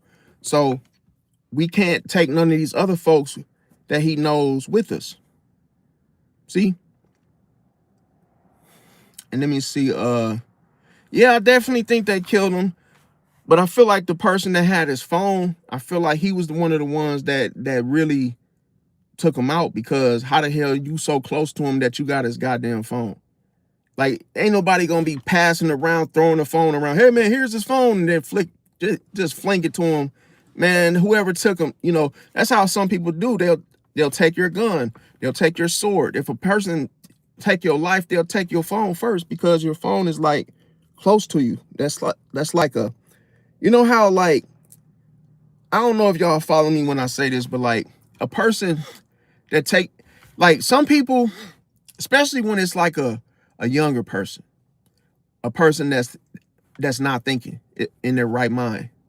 So it's like, if a person took something, you know, obviously they did a crime like that, they'll try to showboat and have your phone in their hand, like, oh yeah, I'm the one that did the deed, so I got his phone. It's like in that type of situation, to where you're gonna be walking around with this dead man's phone because you think you did some shit, like you really think you about that life type shit. So I could see these little guys walking around, as they wasn't little guys, but I'm just saying, you know, 18-year-olds, they're pretty little. I mean, I'm 6'6", but you catch my drift. But they basically walking around with his phone like, oh, like I'm, yeah, thinking they cool and shit. So to me, that boy, whoever had his phone, had a whole lot of time in his phone, bro, to be deleting shit, going to Snapchat, deleting Snapchat accounts, save messages. That they had that dude had his phone for a minute, fam. And he's the one that did it. Cause why would you be deleting shit in his phone if you didn't? How? It's like, you know what happened for you to be deleting all that shit in his phone. And knowing you the one that did it, that's why you deleting. That's why you got his phone. That's why I be telling people, like, bro, to solve a crime, bro, is easy, bro. Sometimes people overthink it. This is why they can't figure it out, because it's clearly seen. It's right in front of you, bro. So when we say who killed him, and this was why I was just telling y'all this 3 days ago in a row. Bro, the illusion, we don't know what happened to him. Cause hell, y'all, of course y'all don't know what happened to him, because y'all killed him. Y'all killed him. So it's like, you gonna tell your story that nobody knows, because you just want somebody just to believe that shit and not question it. But you did the very thing that most dumb people do when they don't know no better, is you picked this man's phone up after you killed him. Because you really felt like, yeah, you know, excited to the point where you wasn't thinking. And because most people know, bro, you ain't supposed to touch shit, bro, You ain't even supposed to be, you supposed to be out of there, fam. You ain't even supposed to be touching, bro. That's like a person, like they showed this one dude. This one dude slept with a dead body, bro. And then he had a nerve to grab the dead body. And how it's crazy. The lady was already dead, but he just ended up tampering with her body. Cause he literally broke in her house and she was already dead. She was like up in age, like 80-some years old. She was in the bed and she died. So the man grabbed her body and then started, tampering with the body. And then he tucked her in, bro. And then this man had tucked her in and had some shit next to her head doing some weird shit. And then it was like, next thing you know, the police were called. And next thing you know, when the police was knocking on the door, he got scared as hell. And he tried to throw the cover over her face, bro. The police walked in like, yo, what's going on, bro? You just broke into, we got a call for a burglary. Oh, yeah, I just came over here because, I noticed that she, something was going on with her. And the police officer like, yo, what are you talking about? Who? And the cop just kind of flipped the cover over and saw the woman. And then, he got to calling her name and shit like, yo, Miss such such, Miss such such. And then he said, oh, yeah, man, she sleep, bro. And then it was like, man, good and hell well she ain't sleep. And then after a couple, tries, the cop was like, Miss such and such, Miss such and such. She wasn't moving, bro. And then he gonna say she was asleep.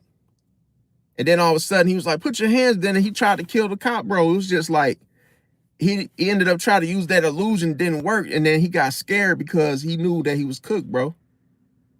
That's why people, when they get, like, I'm going to tell you a secret. Like, some people don't know that your brain won't even let you, your brain will not even let you, like, do certain things because it's not meant for you to get away, fam. So it's like some people can do something, then they be touching a person's, like, you'll touch the dead body and start doing tampering with stuff because their brain won't let them just leave it alone and walk away from it because they're guilty, bro.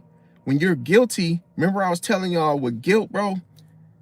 Guilt is so strong, bro. It'll have you doing shit that you didn't even think. It's almost like you apologize and you're only apologizing because you're guilty. See? It's like, oh, I'm sorry. And people are like, why are you saying you're sorry? What you sorry for? Oh, I'm just sorry, man. I'm sorry. And you're just torturing your mind with the shit you just did, bro. That's why I said, like, having dude's phone, it's kind of like that was all he was left with as a piece of what he just did, if that makes sense, to the point where he's still trying to process what he just did by having his phone. That's why he started deleting the shit, because he knows he's cooked. That's why I'm like, bro, think before you do stuff, because, bro, the enemy will trick you out of your position, bro, to the point where once he trick you to do something and you don't know that you're going to go to jail for the rest of your life by doing it, by listening to his voice, then you will be the same type of person playing in somebody else's phone because you did it, bro. You cooked. You know you finna go to jail. It's like, damn, I shouldn't have done that. Oh, shit. Then I'm sitting here texting him all this shit, bro. And then you in there just deleting stuff because you like, you're guilty, bro. It's and you were so guilty, you didn't even have to pick his phone up. You were so guilty that you did not have to touch his stuff, bro. That's why I say it ain't no way you could have got the phone unless you was with him. And you know this true, because if somebody didn't know what happened to him, they wouldn't even know where his phone is at, bro. It's cold-blooded. It's like, man, what happened to Noah? I don't know. Well, damn, did you see his phone? Did you see it? When was the last time you seen him? I don't know. When you really ain't seen shit, you really be like, I don't know, bro. I don't know where his phone. I don't even know where he's at, bro. I don't know. Like, you could really tell a person is being honest, but like, if you got a phone or some type of something he was wearing, bro, you're cooked, bro. You're cooked. Means you was the last person with him, bro. Which means cause ain't nobody gonna let you take their phone, bro. A person phone to them is like that's like a person having their gun, bro. They ain't finna let you be out there holding their shit, bro. They be like, give my phone, bro. You know what I'm saying? Like, that's a natural thing. People don't be playing with that, bro. Like, they don't want folks holding their phone and whoop-de-whoop. So it's like, if you know somebody got your phone like that and they deleting stuff, you took dude's phone, bro. You took dude's phone. That was the first thing you grabbed. And then now your DNA on that phone, like all the little stuff you doing, unless he threw it in a pool. I'm not really sure if water really hides stuff. Obviously, it makes it difficult to for the evidence. But it's like, yeah, definitely, man. This is like some crazy shit, bro. I hate when all I hate is that when you got to really put them puzzle pieces together, and you really ain't got much to work with. So it's like, what you got to do is you have to make your questions around the evidence of what's left. See, because that phone, it got a lot to do with what happened, bro. So that's why I said that's pretty much like the truth. That's the reality of the situation versus the illusion that them boys try to, give the police and shit. Like, because they made it hard for the police. The police don't really have really much to work with except the phone. But it's like the whole situation is the illusion. If the cops believe the illusion and they don't question it, then they're gonna get off. So they gotta hold them accountable. Whoever got that damn phone, they need to have his ass in custody, bro. And they need to question him. Well, why did you delete the messages? They need to cross-examine his ass like about 3, 4, 5 times, bro. So why did you have the phone? How'd you get the phone? Whose plan was it to go to this damn island resort thingy? What was the last thing y'all said to him? Like, it's a lot of questions, bro. Just to, get them to tell on themselves. Now, another thing is that who was the last person to see him alive, bro? That's the person that took his phone.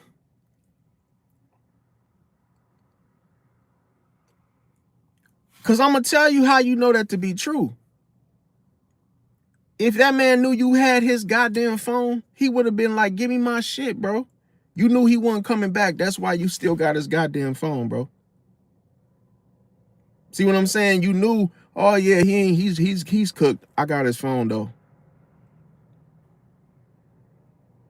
And then you being entitled, you trying to take control over the whole situation, like you finna get off when you delete these things. That shows you were the killer, bro. You get what I'm saying? Because think about it. The controller always wants to be on top of the game. They want to control the game. So it's like, oh, well, if I killed them, then I'm going to just be the one to take the phone, and then I'm going to delete all the shit that can incriminate me. So that's why it's like, oh. And it's all of them, yeah, all of them, because I feel like all of them, played a part. But I feel like the dude that got the phone is the ringleader. And I could be wrong, this is just speculating, but it's like, why else would you have his phone? You wasn't helping him. You didn't report nothing with the phone. You didn't turn it in.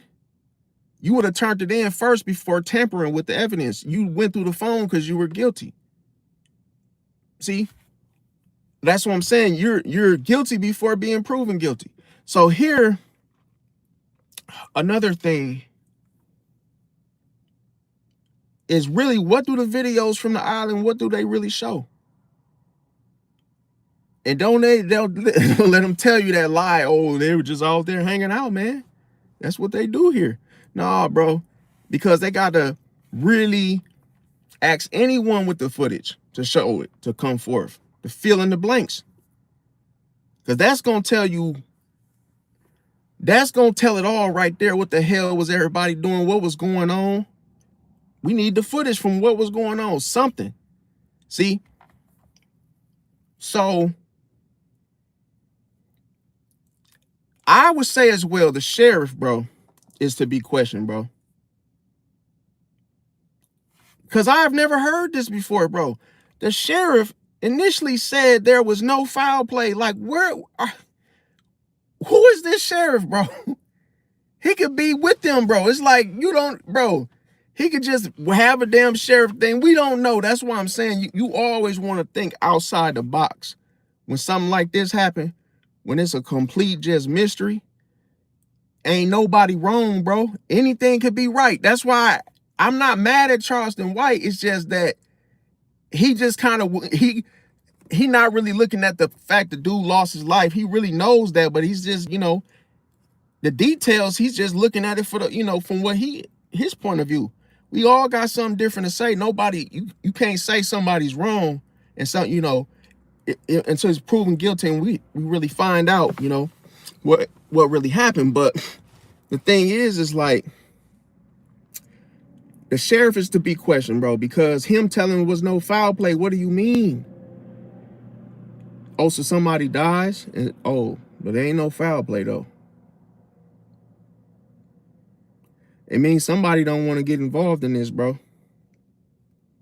You don't know who, you don't know what this was done for, bro. You don't know if this was done for what they call it, a kidney or whatever. You don't know if this was done for some type of situation, who somebody wants the remains. You don't know what the hell, but the body ain't to be found, so we don't know. That could have, just to weed that out, well, that probably wasn't it. But when we look at that sheriff saying there was no foul play, like, what kind of investigation is that, bro? That sounds like some quick ass shit, bro. Oh, well, it was no foul play. Well, your job's not done, buddy. Like, he just trying to get out of the shit. You know how some cops do? They just want to have they don't want to have no fucking report, bro. They don't want to be all day sitting there writing a report for it. Oh, no foul play, yeah. Yeah, so yeah, trying to get off of fucking, trying to get out of it and shit. So, that could be something, because we know this is going to be an ongoing investigation. This ain't no quick, one skip, two skip because you don't want to get involved. So we know this is going to be one of them type of cases. See, now we already know, as far as the grand jury, you already know it's gonna be some evidence to come forth, bro. They ain't gonna let this one up, bro. But it's just like, I just feel like with Nolan film, I just feel like he could have I'm sure like friends, family didn't know really what he like.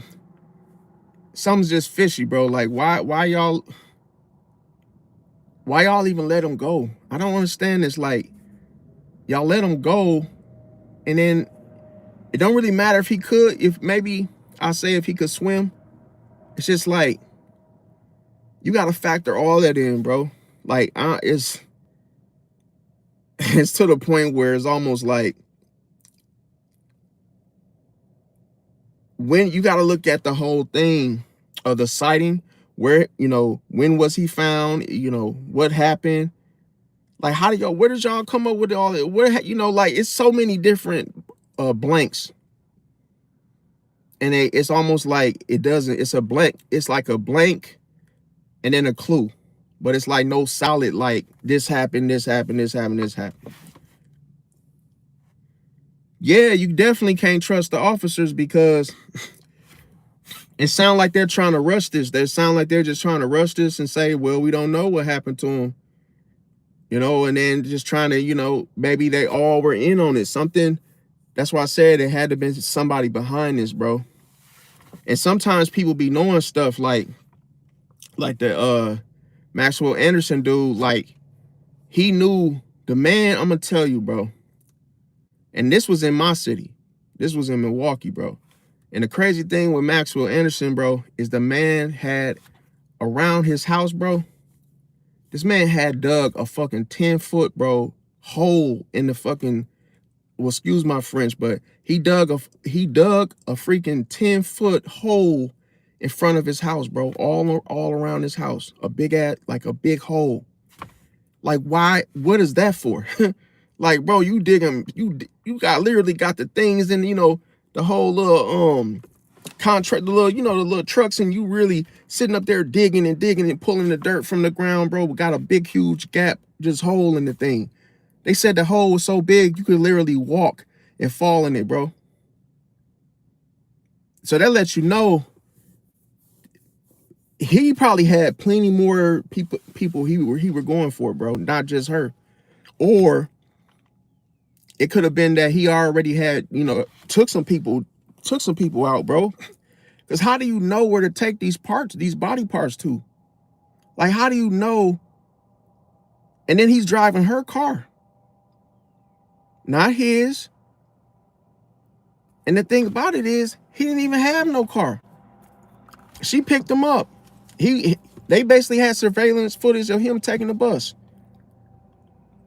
So my thing is, he was just gonna spread her remains all over the damn city, and nobody was gonna hear from her and see her again, type shit. Like, nobody would have known what happened, bro. But he got caught because he told an informant what he was getting ready to do. People were in the neighborhood. They were already curious about why did he have that huge hole like that in his front yard like that. And the whole thing, people were saying he was weird. They was saying, like, you know, that he showed one guy, which was the informant, his dungeon in the basement. And the dungeon, he said, like, it had like a bunch of like sex type of, you know, type of things within his dungeon and stuff. And it was like a lot of whole, you know, tying up and putting, you know, choke collars, little stuff like where you'll be like tied up or something. But a lot of it was more of like restraints. It wasn't like something that a person would look and be like, oh yeah, this is just, you know, it was something to actually be like, you know, worried about, like, why does he have this? Like, what is he trying to do? You know? But I believe, like, for him to clean that blood up so quick like that, bro, that's insane, bro. That mean he had, you know, done that before, bro. Like he wasn't he wasn't new to that, bro. And that's like scary because this man lived in a regular neighborhood, bro. This could be your neighbor. And you absolutely have no idea. That's why I said, man. But man, I know even he was surprised he got caught, bro. The first thing he asked for was to use a laptop when he got arrested, bro. Like, what you trying to use a laptop for? So and that thing with him, he wasn't under no drugs either. This man was just cold-blooded killer type shit, bro. He wasn't no drug addict or anything like that. You could just tell like something going on. And his father, bro, Maxwell Anderson's father, was a millionaire, bro. So that wasn't no excuse that he had, you know, rough upbringing, nothing like that. He was set. I think that's how, you know, he was probably willing to do this, thinking he was gonna get bailed out. Maybe he thought, you know, he was gonna get off. But the girl, she had a lot of goals, like going to college, graduating. And she shared that with him. So I think that was one of them sick things where he just didn't want to see her, you know, successful, and just ruined her life type shit. So it's like, again, why would she just go out? Like, why would she go to his house, man? This little stuff, bro, like red flags.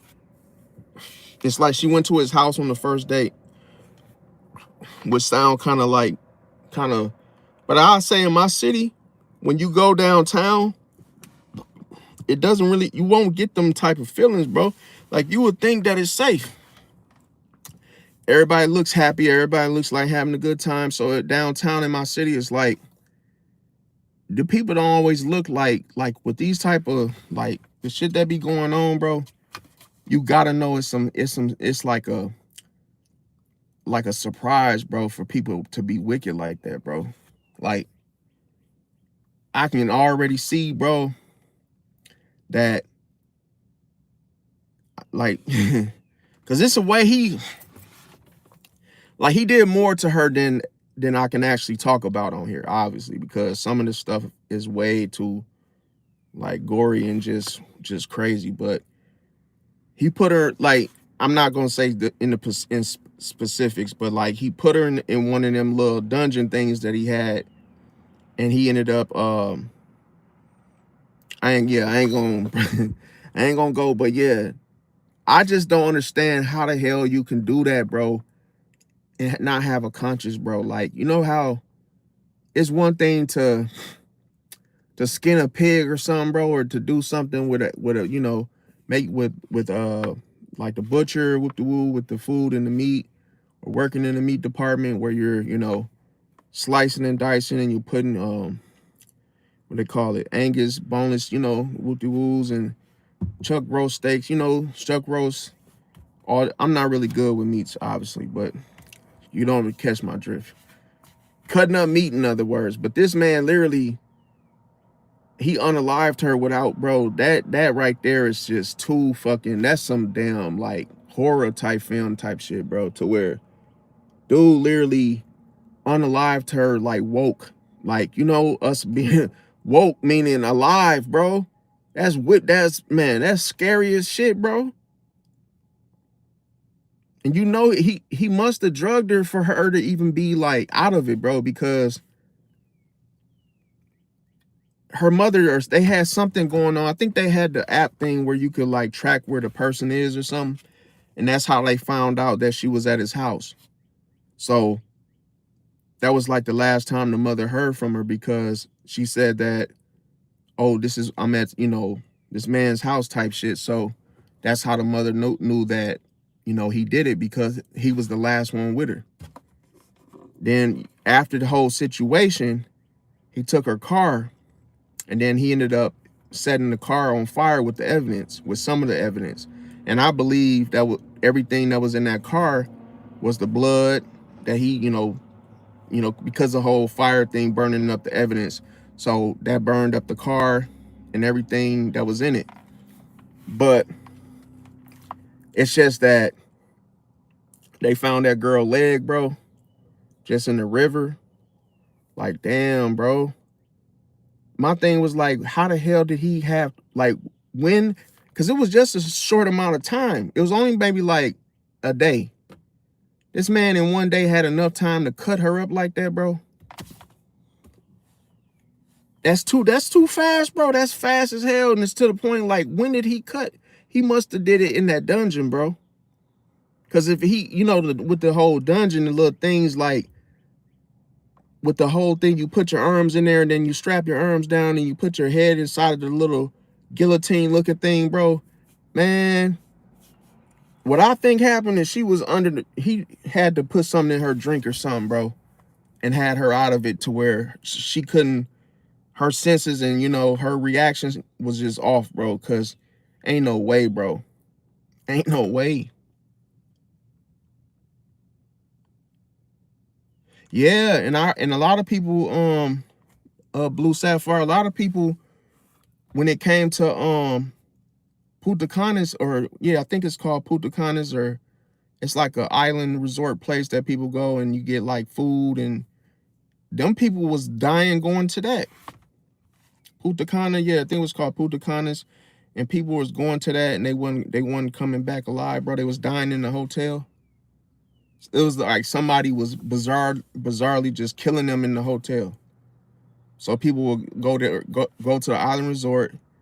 Then when it was time to go to that hotel, they wouldn't come back.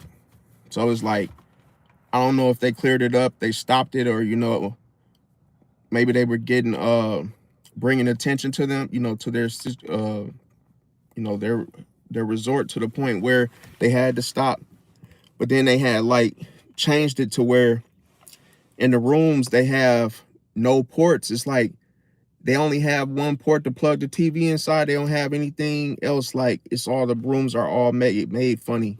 So to me, I feel like that got something to do with it. This happened like it was like 3-4 years ago. Punta Canas. It was like a island resort where folks was losing their lives. You could probably find it on YouTube or Google because it's like the people will go to the island resort, and then a lot of people, you know, they want to go there because it's like the food. They got like all you can eat and all that. When you go, you pay like, I'm not sure if it's like $800. It's somewhere around there. I'm not sure the price, but yeah, bizarrely people was not coming back. That it was like people went missing. So it's like that was just kind of strange. Now, here's some things that people pretty much question as well. Was like, why did Nolan's phone return to the shore, but he didn't? Like, how the hell? That don't even sound right. It sound like a damn like a cartoon fairy tale type of thing. Like, how the hell his phone returned from returned to shore, but not him? That's so freaking like just weird. Another question is, who had possession of his phone at each point after he disappeared? See, because like it's almost like, how did they even know he had the information in his phone? Like, I'm sure the people that knew him probably, but nobody gonna really go through they freaking social media showing you every single thing they got going on. I don't see that happening. But definitely, the whole forensic experts, they're gonna find out what, the deleted data in the phone by recovering. That's why I said it really wasn't no point of them doing that to, tampering with his phone, bro. And then they're gonna have to look at his phone's location records just to see, like, minute by minute what was going on. And then the people that, like what y'all was saying, the people that were with him, going to, go through their phones and look at their locations. Now, I'm sure there's pictures in other people's phones too, because if somebody gets killed, bro, most people will take pictures, bro. It's some people out there that's sick like that. Like, they want to get a photo of somebody. Like, oh, you ever seen a dead body? They just take photos of somebody dead. They have some type of experiences in their phone that they think their phone is just like, like, oh, it's so private that, oh, no one's going to find out. Bullshit, right? So I feel like there's definitely, photos and videos from other people's phones that haven't been made public yet. So that's another question that I'm sure people, going to be asking now. Another thing is, why do some witnesses' accounts differ about whether or not he intended to stay behind? That don't even sound right, bro. How the hell are you gonna go to a damn island resort and then you want to stay behind? Like, they trying to make it seem like he chose, like it wasn't their fault. Oh, he wanted to stay behind. Nah, bro. They see, this is like, it's like them running like a damn play, fam. Like, they're trying to cover their corners, bro. Are they trying to say stay back with a female? Nah, I mean, that could be possible, but it's like, just to hear how that sounds. He stayed back where? Like, back where? It sounds like wherever he was at, bro, was not the place to be, bro. Because to me, it's like, when they say he chose to stay back, that this sounds so fucking like, it sounds like you will have so many more questions. Like, stay back where though? Where were y'all at, bro? You can't just say something vague like, oh yeah, you just chose stay back, bro. You can't just say that and just think that, oh, nobody's gonna question that, bro. Just because you trying to make it seem like it was his idea. Like, as if, oh, we tried to tell him. But that's That's what they want you to think. That's why I said it's the illusion. It's a strong illusion, which makes me think there's something behind this shit, bro. Because when you start, put it like this, warlocks, witches and warlocks, bro, third eye, you know what I'm saying, an unknown source of power, bro. If it's, like I say, obviously, if it's separate from God, bro, you gotta question it. Because, bro, y'all using this dark magic, y'all using this shit to cover up y'all tracks and traces and shit to the point where you can see right through the shit. To the point where it's like, yo, y'all really think they're too comfortable. I feel like they're too comfortable because somebody's behind this shit, bro. Ain't nobody that freaking, oh yeah, he just chose to stay back, bro. They didn't say it like that, but they're like, oh yeah, he chose to stay back or behind or whatnot. To me, it just sounds like, bro, that's just arrogance as hell to be like, yeah, he wanted to stay back. No, the hell he wouldn't have. If he came with y'all. Or did that really change the whole, did that change the whole idea? You see, based off of who he came there with and who he left with. Why did he choose to stay back with y'all? If that's true.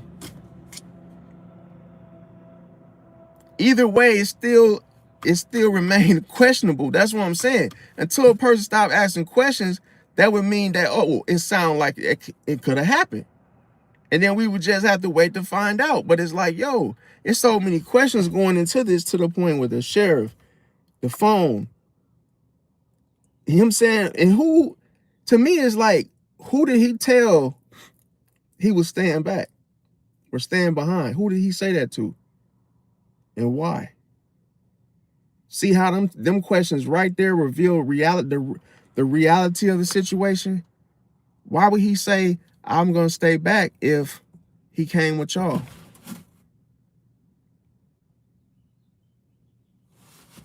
And that's how I tell people, bro, you always are met with the illusion and the facade, bro. And the illusion is what they want you to believe, to not question it. The facade is pretending like, oh, you were his friend, and oh, you know, I told him not to, you know, to come on. And nah, bro. Ain't no way that man said he was gonna stay back, bro. And if he did, it was because y'all wasn't the original people he came there with, bro. Y'all could have came after the fact. He ain't want to leave with y'all. It shit there definitely don't add up, bro. My thing is, how did he really get there, bro? Because it don't even sound like he really came with them, bro. That seemed like they had a whole entourage of a group that went and did that cruise, bro. To the point where there's more people involved that haven't been mentioned yet, bro. Ain't no 18-year-olds gonna be that damn swift and be able to pull that murder like that, bro, without some type of adult, grown ass, you know, people involved behind the scenes, bro, that nobody even knows about, that were there. Telling you, bro, somebody was watching. Somebody had been watching that Nolan dude, bro, and already had these type of plans in store for his ass, bro. It's kind of like if you go somewhere, I always say that someone's always watching you, bro. Even when you least notice it, somebody's always watching you. Like, bro, I shit you not, bro. I'm literally sitting in my car, as I always do when I'm doing these videos, bro. And I knew these people. I knew this guy was watching me because he's the owner of this Anytime Fitness, you know, joint. So yesterday morning, he pulls up on me. I'm like, oh, I'm thinking like, man, you know, he works, you know, and he drives, you know, the new Jaguar. Pull up, and then he looked at me, and he gave me that look like, yeah, I got my eye on you. You know, you can feel that. I remember I said you could feel people's looks and shit. You know, somebody look dead at you, be knowing like, yeah, they want you to know, oh yeah, I got my eye on you. Then he walked up on me and he was like, yo, I'd always be seeing you here. Like, he introduced himself like, I'm such and such, and he was like, oh, I'll be seeing you, you know, here all the time, and I know you be sitting in your car. I said, oh yeah, man, I'd be doing Uber. And he was like, oh, okay. Well, yeah, man, you should come get a membership, man. It's only like $20, every 2 weeks, and you can get the little fob and whoop-de-woo. And I'm looking like, man, you just wanted to know who I was, bro. That's all this was about, bro. But I'm sure, yeah, he wanted to give me the car so he can get the commission or whatever. But it's like him being the owner, in my mind, I'm like, bro, he just had his eye. He just wanted to know who I was because he saw me, the camera, I could see it, it's right there. So it's like, people be having their cameras, tied to their phone and shit. They be at the house, they can see you. So I ain't stupid, because so can I. I got my camera at my house, so I can see on my ring and see what's going on with people. But it's just the whole mere fact that someone's always watching you, bro. So now you can never just say, oh yeah, I'm sitting here and oh, I don't see anyone. Doesn't mean no one's watching you. So I know for a fact somebody was watching Nolan, bro. They was watching him to the point where they knew exactly when and when not to do, what they did, bro. Because a person got to be watching carefully if the snake ain't gonna just bite when you notice it, when you realize it, when you're prepared for it, bro. A snake gonna bite you when you got your guard down. See, I feel like Nolan didn't even know where he was at. He didn't even know he was surrounded by enemies, bro. To the point where he trusted whoever brought him there, bro. But whoever brought him there, they set him up. They set him up because he thought he was invited. That's why I said you got 2 ears, bro. You got one ear to listen one time. You got your other ear to listen. You got to hear it twice. You got to ask yourself, they're inviting me to this thing. Are you asking who all going to be there? Nope. Are you asking, oh, why me? Why y'all asking just me to go? Why ain't ask the other dude? What do? Because they want your ass. They don't like you. So it's like, yeah, they want you to go. An invitation is always, see, people don't understand. The invitation is like vague, bro. It's like a vague situation because you don't know why you're invited. It's like, put it to you like this. It's like having a birthday invitation. If you're a woman, baby shower invitation, cookout invitation. But why do they want you to be there? It ain't always for a good reason, bro. Some people like to, stunt, show off on you, and, they want you to see them with their man. They got whatever they got going on, show off their stuff. And you be thinking that you invited, thinking that, oh, these people really rocking with me. You got to look past that, bro. Can't always just assume that it's because, oh, they just merely want to, simply invite me, bro. You got to know why. Why me? Why y'all inviting me? See, I got to know, because an invitation could be what? A setup. Look, same thing happened to Kaneka Jenkins, bro. She was invited to that whole hotel situation. And then she didn't know them dudes was gonna rape her. She got set up by so-called friends. That's why I said friends have END at the end of the word for a reason. It comes with an ending, bro. It will end, bro. It's temporary. So that's why I said, like, the shit they did to Kaneka Jenkins, bro, they did her dirty, bro, in the worst way. They said her own friend had invited her over to make it seem like she was celebrating her, birthday, like something for her. And she got over there as a room full of dudes that were paid to take her out. And they all took advantage and had their way with her because she went along with the illusion, bro. When she told her mom with her and didn't even know her mom was in on it, bro. That's cold-blooded, bro, when your own mom is willy-nilly setting you up too.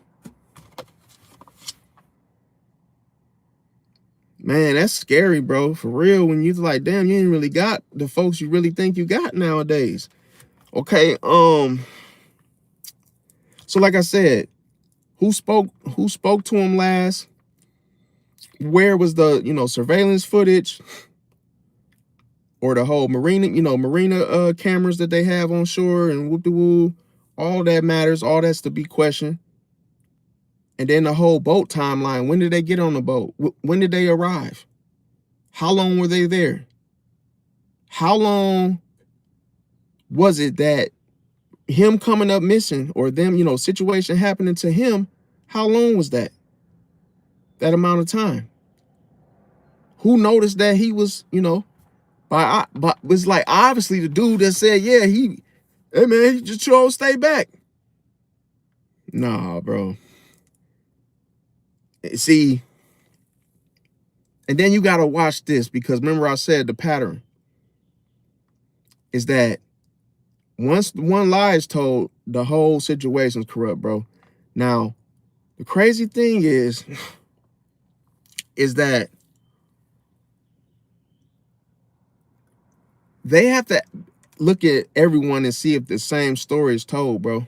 The same way. They gotta look at the story. They gotta interview everybody and see.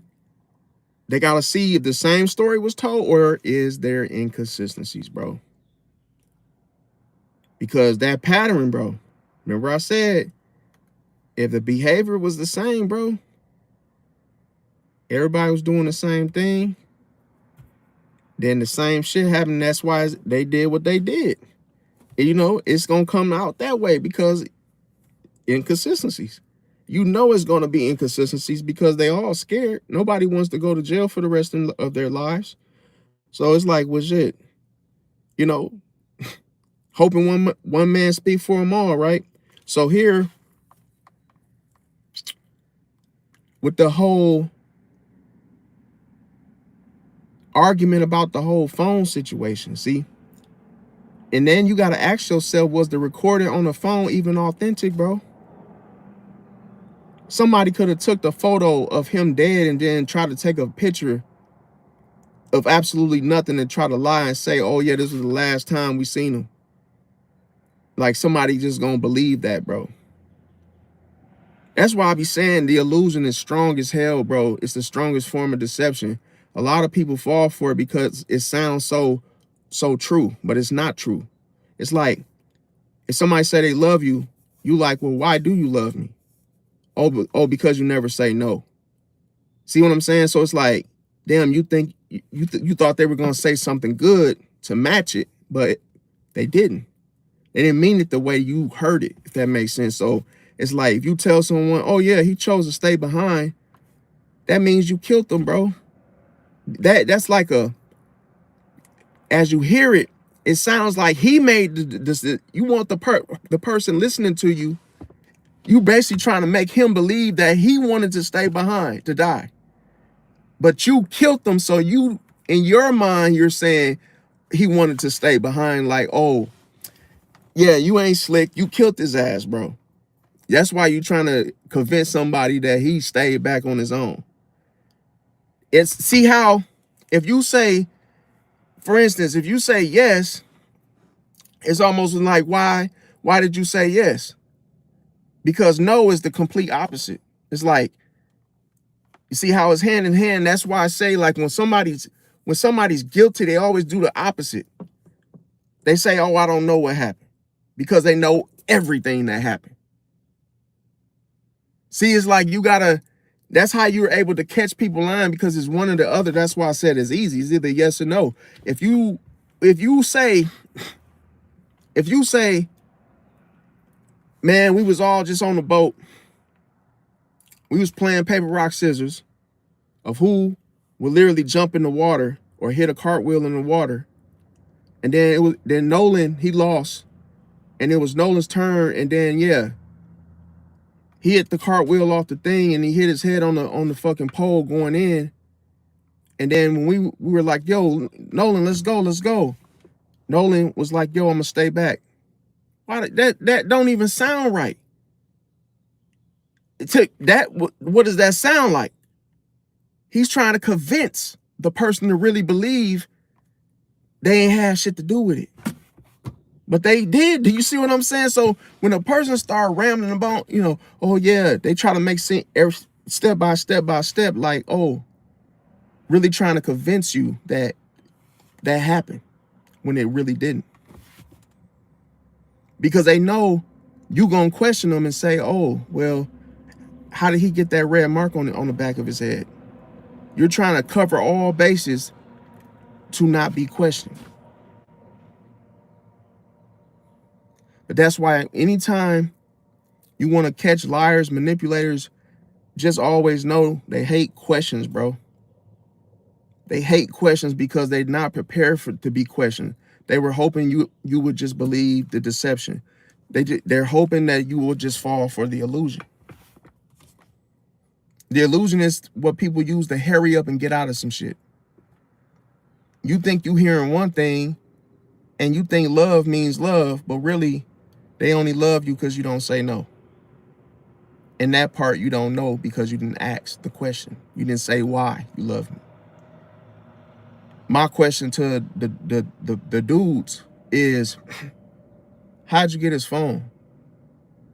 What time of the day did the phone come to shore, since you said you grabbed it from, what time did you grab the phone? Was it nighttime? Was it daytime? See, all that matters. How you knew it was his phone? Just to see how he responds to being questioned, just to see his nerves and eye contact and, shoulders being, just normal, just down. If he's looking to see if he's nervous or tense, just ask him a bunch of questions just to see how he responds to each one. Because then you'll be able to see the inconsistencies. Like, yeah. And it's like, oh, because you don't want to go into it like, you don't want to go into the situation accusing the people.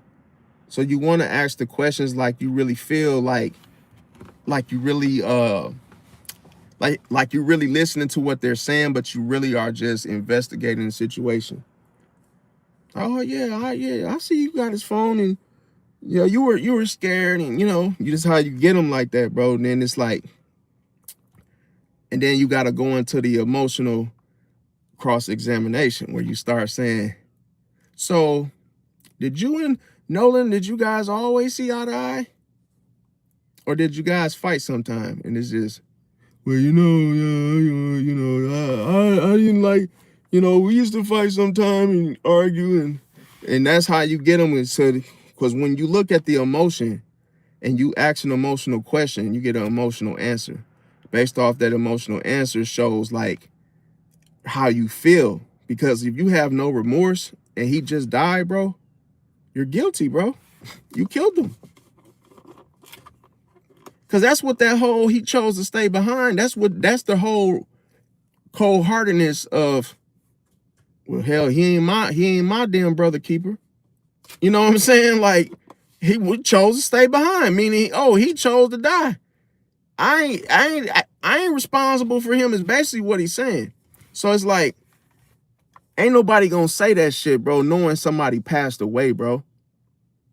And that's why I say you can't be mad at Charleston White, bro. You got to be mad at somebody telling somebody, oh, he chose to stay back, bro. Come on, bro. And somebody ain't thinking like that now. Ain't nobody gonna say, oh, yeah, man. He chose to stay back, bro. I swear if I heard somebody say that shit, bro, and it was, God forbid, it was somebody I knew and they you know what I'm saying, passed away, and they talking about something, oh yeah, man, he just chose to stay back, bro. Man, I'll be wanting to punch the person, reach over and punch the person right in the damn courtroom. Like, bro, the hell you mean he chose to stay back? Because that could be interpreted so many different ways, bro. Like, what you mean by that? What you trying to say? You know what I'm saying? Like, I ain't responsible for him.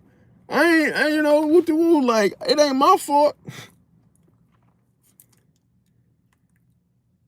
Oh yeah, they do act like spies, but I do think that Charleston White is a informant, bro. I think he tied to the to them folks with FBI and all them. I feel like Charleston White got a role in that shit, bro. He's behind people that we don't even know about.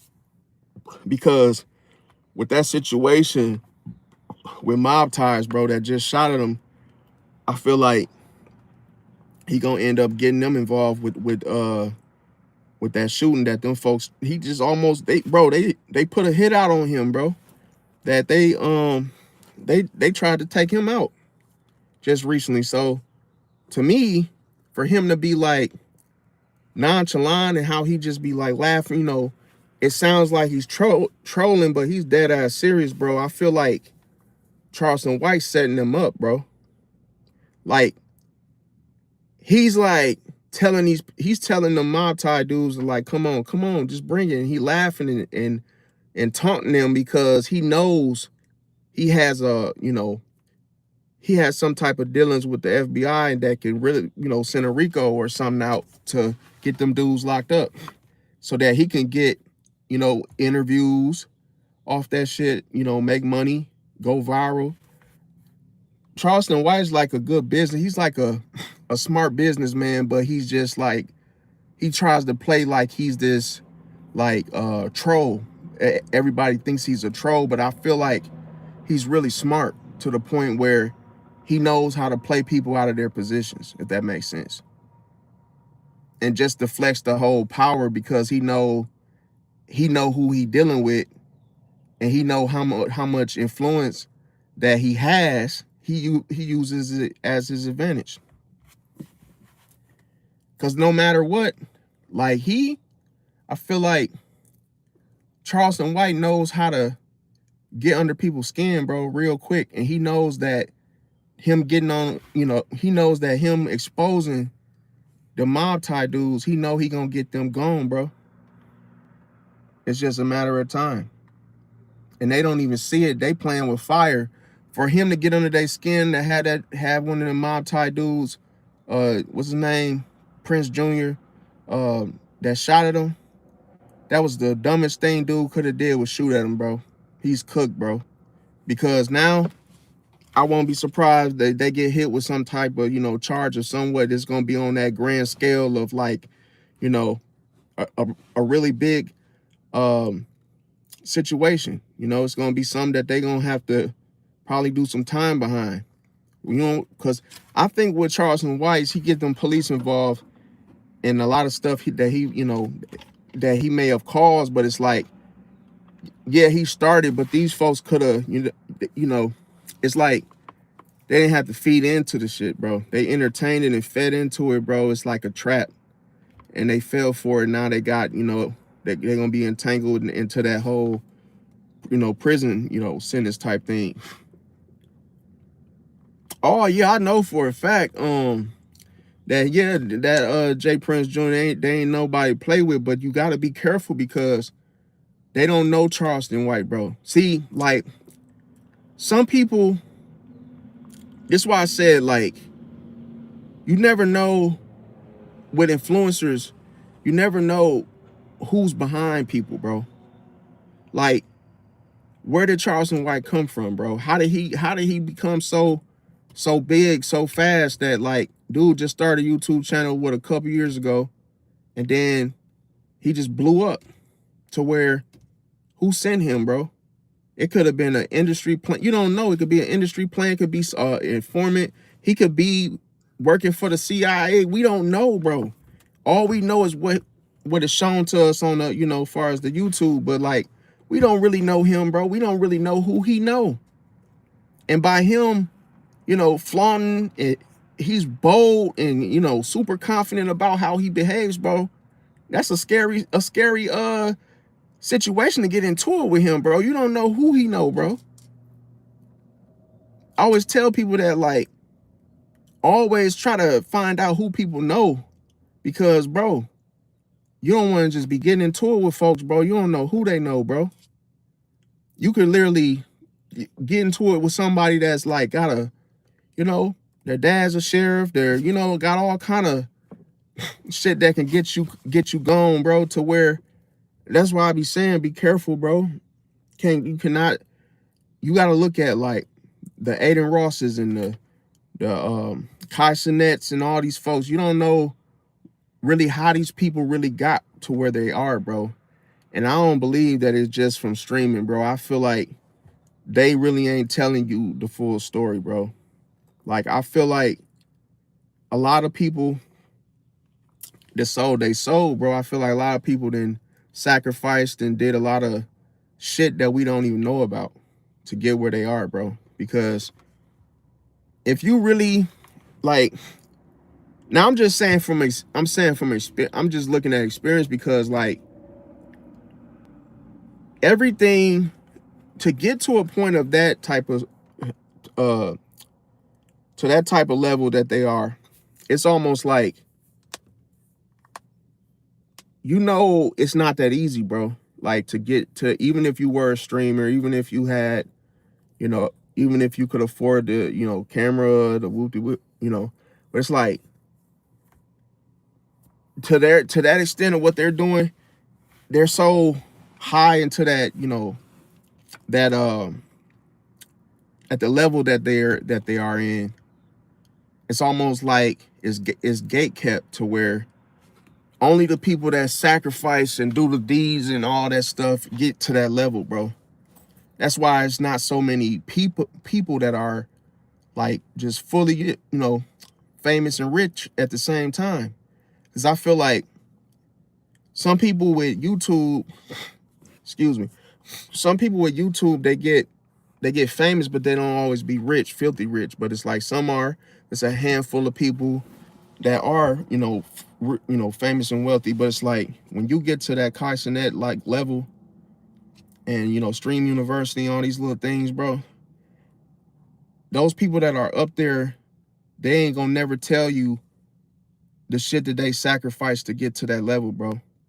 Cause that ain't no, everything to that level is gate kept, bro. Gate kept, you know, somebody gate keeps. It's almost like they don't let everybody in on the sauce, bro. They don't let everybody in what they really did to get there, bro. And that's deception, because those people are considered warlocks, bro. Because you think it's some shit you gotta go do, like do everything like them. And you're chasing a dream of thinking like, oh, if I stream every day like this person, you know, you start idolizing these people where, oh, if I, you know, if I go live and I do this and I, you know, they got you right there, because you don't even know that's not what it took. That's not what it really took for them to get what they have, bro. They got the riches and all the, you know, the celebrity access because they sold their soul, bro. And then they can't even just stop streaming, bro, if they wanted to, because they sold out. You gotta see, that's why I say, because a lot of people that we think is rich and famous died broke, bro. They didn't even have ownership of their catalog. For some rap artists, pop singers, bro, Michael Jackson, bro, them folks, they didn't have a whole lot of money, bro. They had money, but it wasn't like what you thought, what you would think they would have, you know, because you might look at them being so famous that you might assume they have all this money, bro. But they have money, but they can't touch it. It's to the point like this, bro. That's why I said money is an illusion, because you need money to survive. You know, it helps. If you got much of it, means you could do more with it. But the problem is money. People think that once you have money, you pretty much are on top of the world, bro. And they don't understand that you experience more problems, bro. Because now, the more money you have, you don't always even have full access to all of it, bro, at once. And why would you? What would you want to go around having a, you know, 100,000 on you just like that, bro, when any moment you could get robbed? Or, you know, little things like you can't even go drive around in certain cars you own, because you're gonna probably be the only one. So you see how much fear that some people will have, like, to drive. I remember when I first got my BMW, bro, I was scared to drive that shit, bro, because I'm looking at people like, in my mind, like, bro, this is a nice car. And I'm like, bro, I'll be damned if somebody try to hit my car, park next to me, hate on me, or do some weird shit. And like I say, first driving that shit, I was scared as hell driving that car. I didn't even want to drive it because to me, it just looked, it was, BMWs are nice. And it's like, in my eyes, it's like, bro, you don't know what the hell somebody else thinking about seeing you in that car, bro. Now, I'm not saying you were supposed to be afraid to drive nice things, no, but you still have to be like watchful. You gotta be cautious. You can't just be like too comfortable thinking ain't shit finna jump off, bro. But it's just that when you look at these people on YouTube, bro, you don't know what they can be on a contract. You don't know. You know what I'm saying? It might look like that's something they're doing on their own, but it could also be a contract they signed up with someone and they still got to stream every day. But it's just that I don't think that streaming shit is that easy, bro. Because you could literally like go on Twitch, bro, and then see for yourself how hard it is to get like viewers, bro. That shit's hard as hell, bro. Like whoever watches your Twitch, bro, they really rock with you, bro. Because ain't nobody gonna it's rare for somebody to take hours out of their time of their day to watch you, talk about stuff and, play the game and stuff like that, bro. So like, you do make a lot of money if you do have like 100 or 1,000, followers on there, but it's like, it still ain't easy, bro. The way that people make it sound, it's not easy, bro. It's not like you just gonna boom, you just go. It depends on what you're doing, but like it's not. Some people know how hard and how long it took to get five viewers, 10, and that's how kick is like that too. It's not easy money, easy work. Yeah, they're always yeah, people be knowing, but it's like like I say, I have a BMW, but I'm not rich, bro. It's like, I had a situation I did share with y'all before. But like I had won some money at the casino and shit. And I was like, bro, I'm gonna end up just taking this money and going back to the casino, so I might as well just buy something nice, with it. So I bought a car with it. So to me, it's like, when you gambling and shit, bro, you can't take that money back to the fucking casino and just lose it. That'll be stupid. So it's like one time deal. But yeah, man, I don't like to.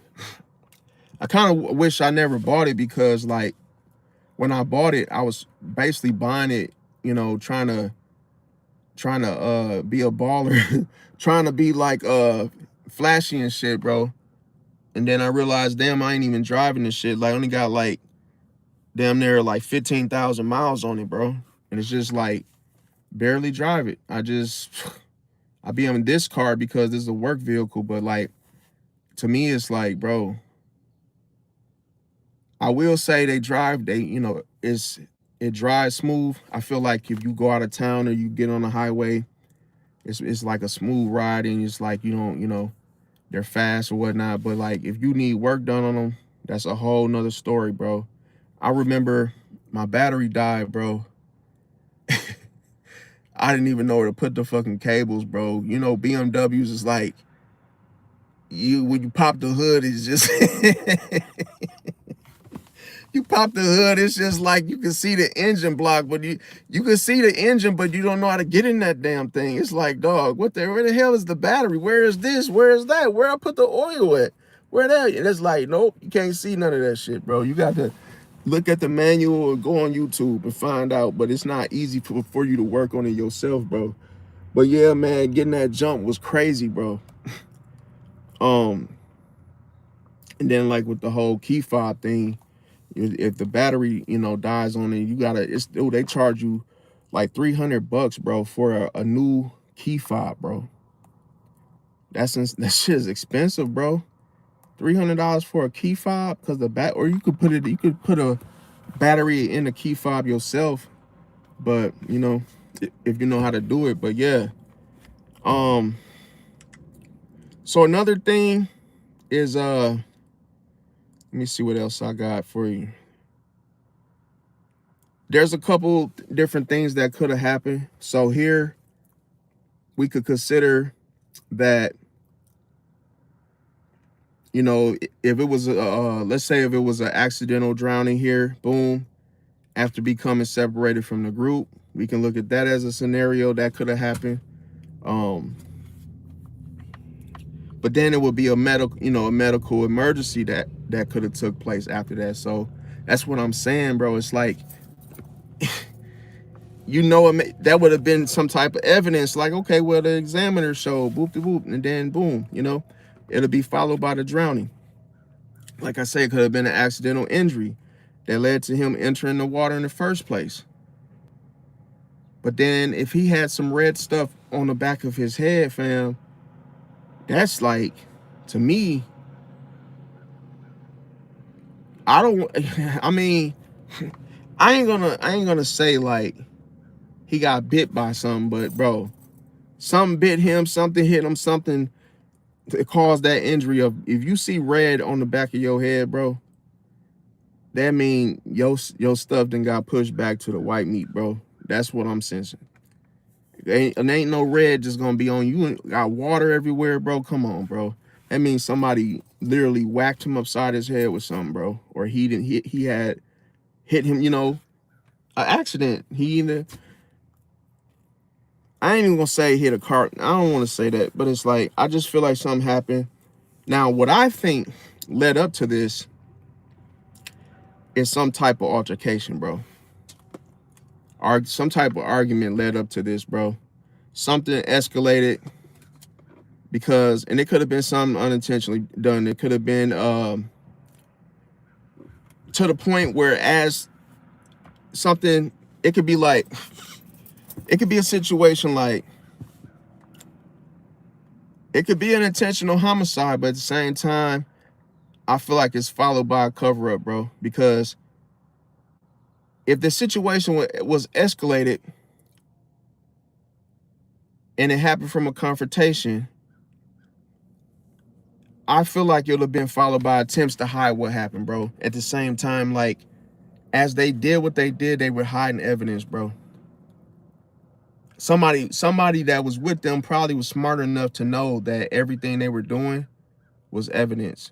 So they knew, okay, once we do this, we got to hide this. And once we do this, we got to hide that. And once we do this, we got to hide that. And it's like, I feel like as they were going along with what they did, I feel like they were covering up everything, bro. They probably had enough money to, you know, who knows? They probably paid the sheriff to just say, hey, man, we just pay you off, bro. Whatever you want, bro. Woo-de-woo. Give us a number. You don't know. We don't know. See, we don't know how. We don't know these people were wealthy. We don't know what. Do you know people be doing that shit, bro? You know how much politics is in, like, schools? I knew, bro. I saw so much corruption in high schools, colleges, bro, that don't you know? Let's say, for instance, the basketball team, bro. You really think there's a such thing always of tryouts? Not all the time. Sometimes the coaches already know who they're picking and they just go through the motions and say, we're going to have tryouts. They already know who they're picking already, bro. But you sitting up there, you really trying to try out just to not get picked. And these people, families, bro, they invested money, bro. They know the coaches off season. They probably, you know, fucking with each other. They probably messing around with each other. It's so many politics in that shit to where it's not fair, bro. You don't have just that fair chance, bro, unless you the GOAT, unless you just cold, unless your game is so cold. That's the only way, fam. You got to be cold, fam, or super, super, super tall, bro. Because I guarantee you, it's a lot of people that went to the league and they didn't even know how to hoop, didn't even have interest in hooping, bro. Just these people, you know, being 18 years old or 17 and being damn near 6'9" and shit, bro. You know what I'm saying? But if you didn't have that, everything else was politics, bro. Because they already knew who they were picking, bro. So some people be thinking, oh yeah, you got a chance to make the team. We got tryouts tomorrow. Ain't no damn tryouts. That's an illusion, bro. What are you trying out for if they already know who they picking? How the hell would they, bro? Because you gotta ask yourself, what would they know about the tryouts? And what if a person really ain't that good? Why would you pick them? Because you already know who you want, bro. Ain't no damn tryout. The tryout is just something they got to turn in for the school to know that, hey, we actually had a tryout. And hey, this is who I'm picking. See what I'm saying? That's just something for them to turn in, bro. To make it look like it's fair, but it really ain't fair, bro. I know that to be true because I knew somebody that could hoop and didn't get picked. Didn't get picked, bro, just because the coach knew who he wanted already, bro, before they had tryouts. That's evil because these same coaches would tell these people that tried out, you know, better luck next time. See, better luck next time is just like an asshole telling Nolan, hey man, you chose to stay back, bro. Like, to me, it's certain words that you know somebody's like being an ass, bro, to the point where it's almost like someone asking, where's Philip?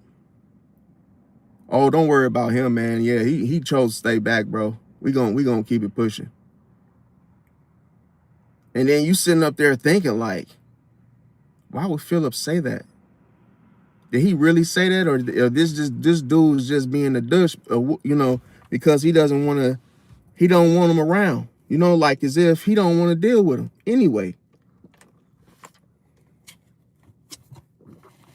That's why I say certain words mean different things for different people, bro. And sometimes when you hear it differently. That's why you gotta hear it twice, bro. Because some people say things and they don't mean it the same way that you interpret. The way you think, the way you assume they mean it, it does not mean that, bro.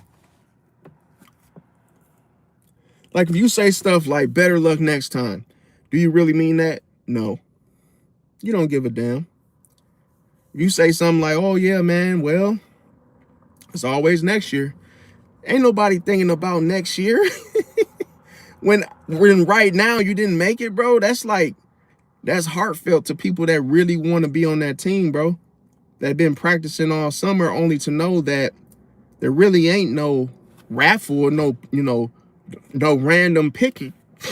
So it's like that could really crush somebody that's really, really been practicing only to not even have a fair chance to begin with, bro.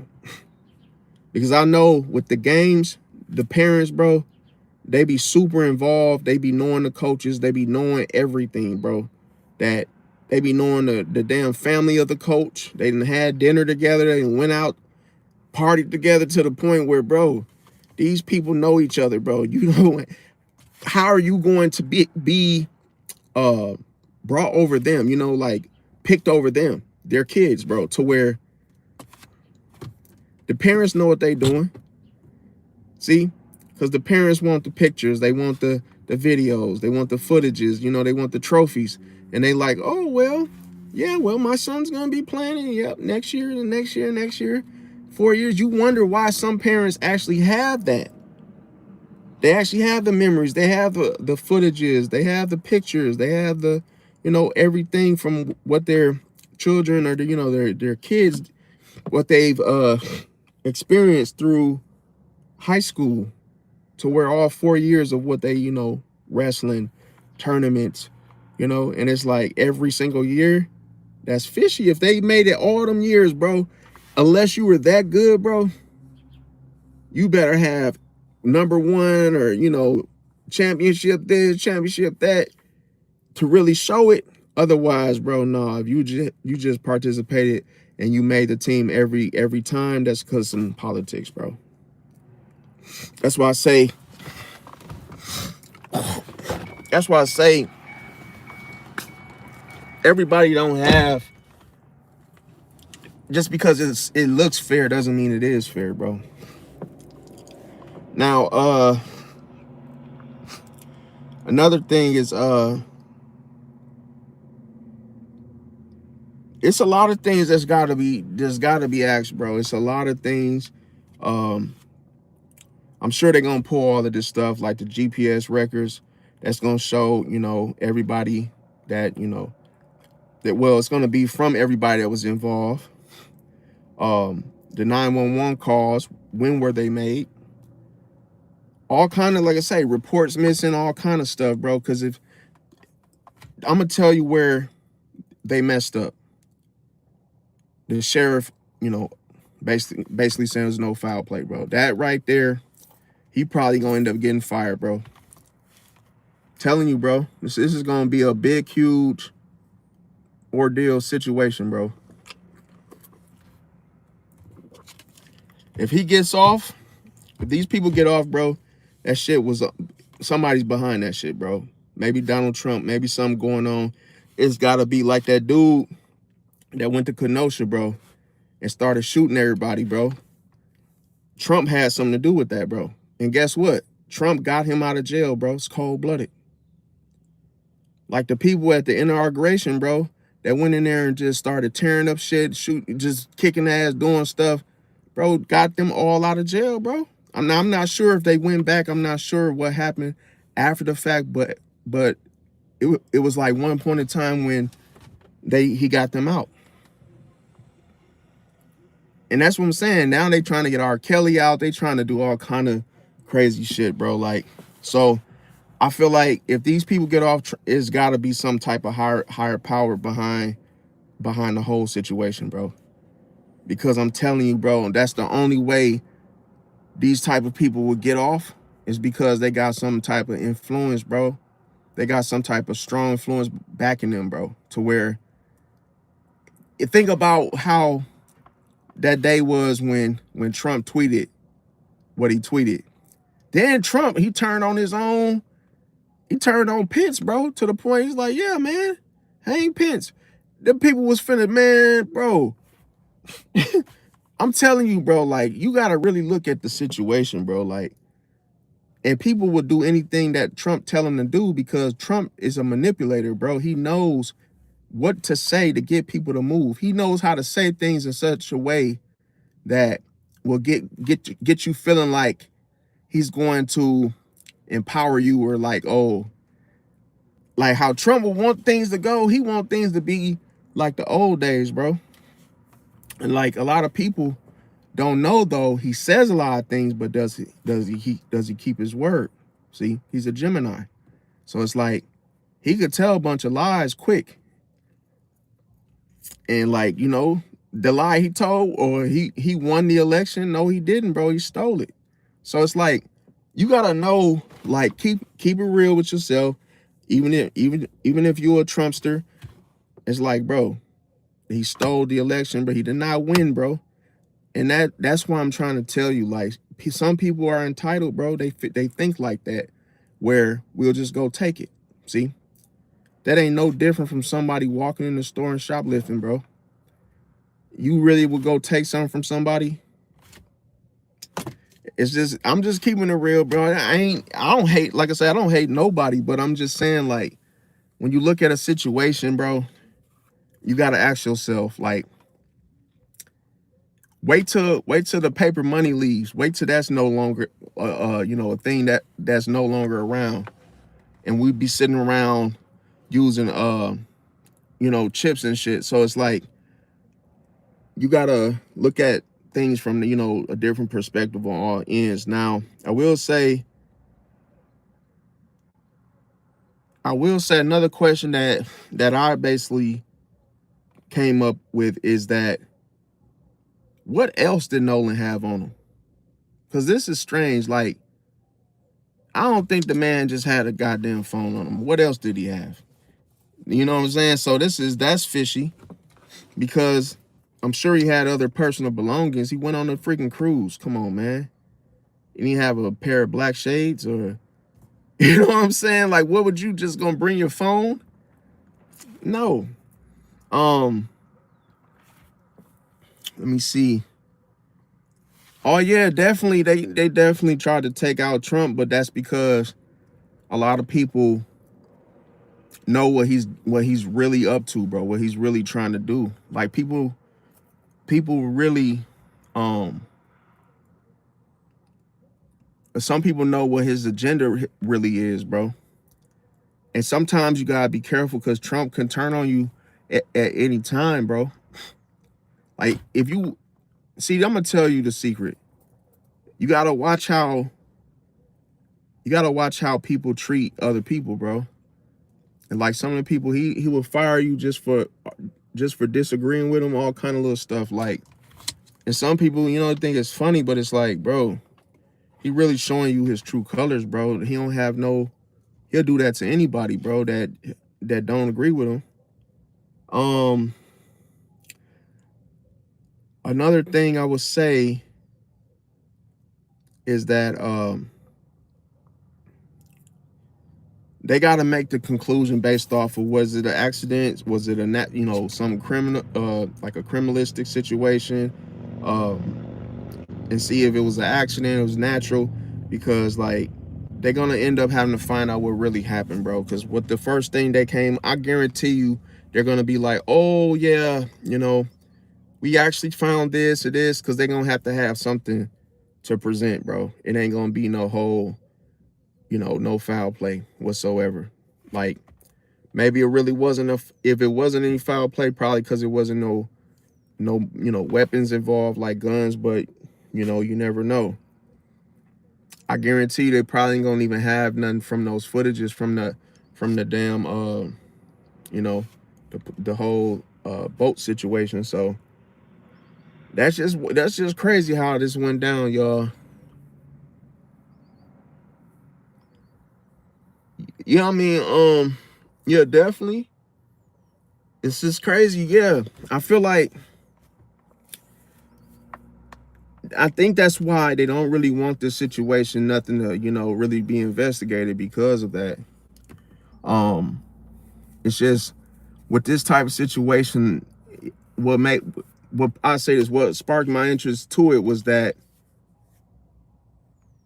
the whole mere fact of him, just being wiped away, like they make it seem like he just got swept away or something, but it's like I'm kind of like, I don't agree with both sides. Like I feel like Nolan shouldn't even have went. That was the first thing I feel like, because I think he shouldn't have went because of just how I just think he was vulnerable. It's something to that, to where he was vulnerable, and like I say, not saying no. Maybe he didn't want to go. He went anyway. They knew that, and shit, they took advantage, took over, because he wasn't really standing his ground anyway. You know how when people know you're like, they know you don't have any boundaries, like they know you'll just do stuff. I feel like Nolan was probably one of them type of people, like that he was just going out with friends, being vulnerable, to the point where he signed up for something that he didn't know what he was really getting himself into. But I just think that it's just sad, and it's just like crazy how that situation unraveled. But like I say, I feel like another thing is that, like I say, now if everybody knows, I ain't even gonna mention that because we already know how that would go down if the inauguration was with black folks that infiltrated that mug. That situation would be crazy.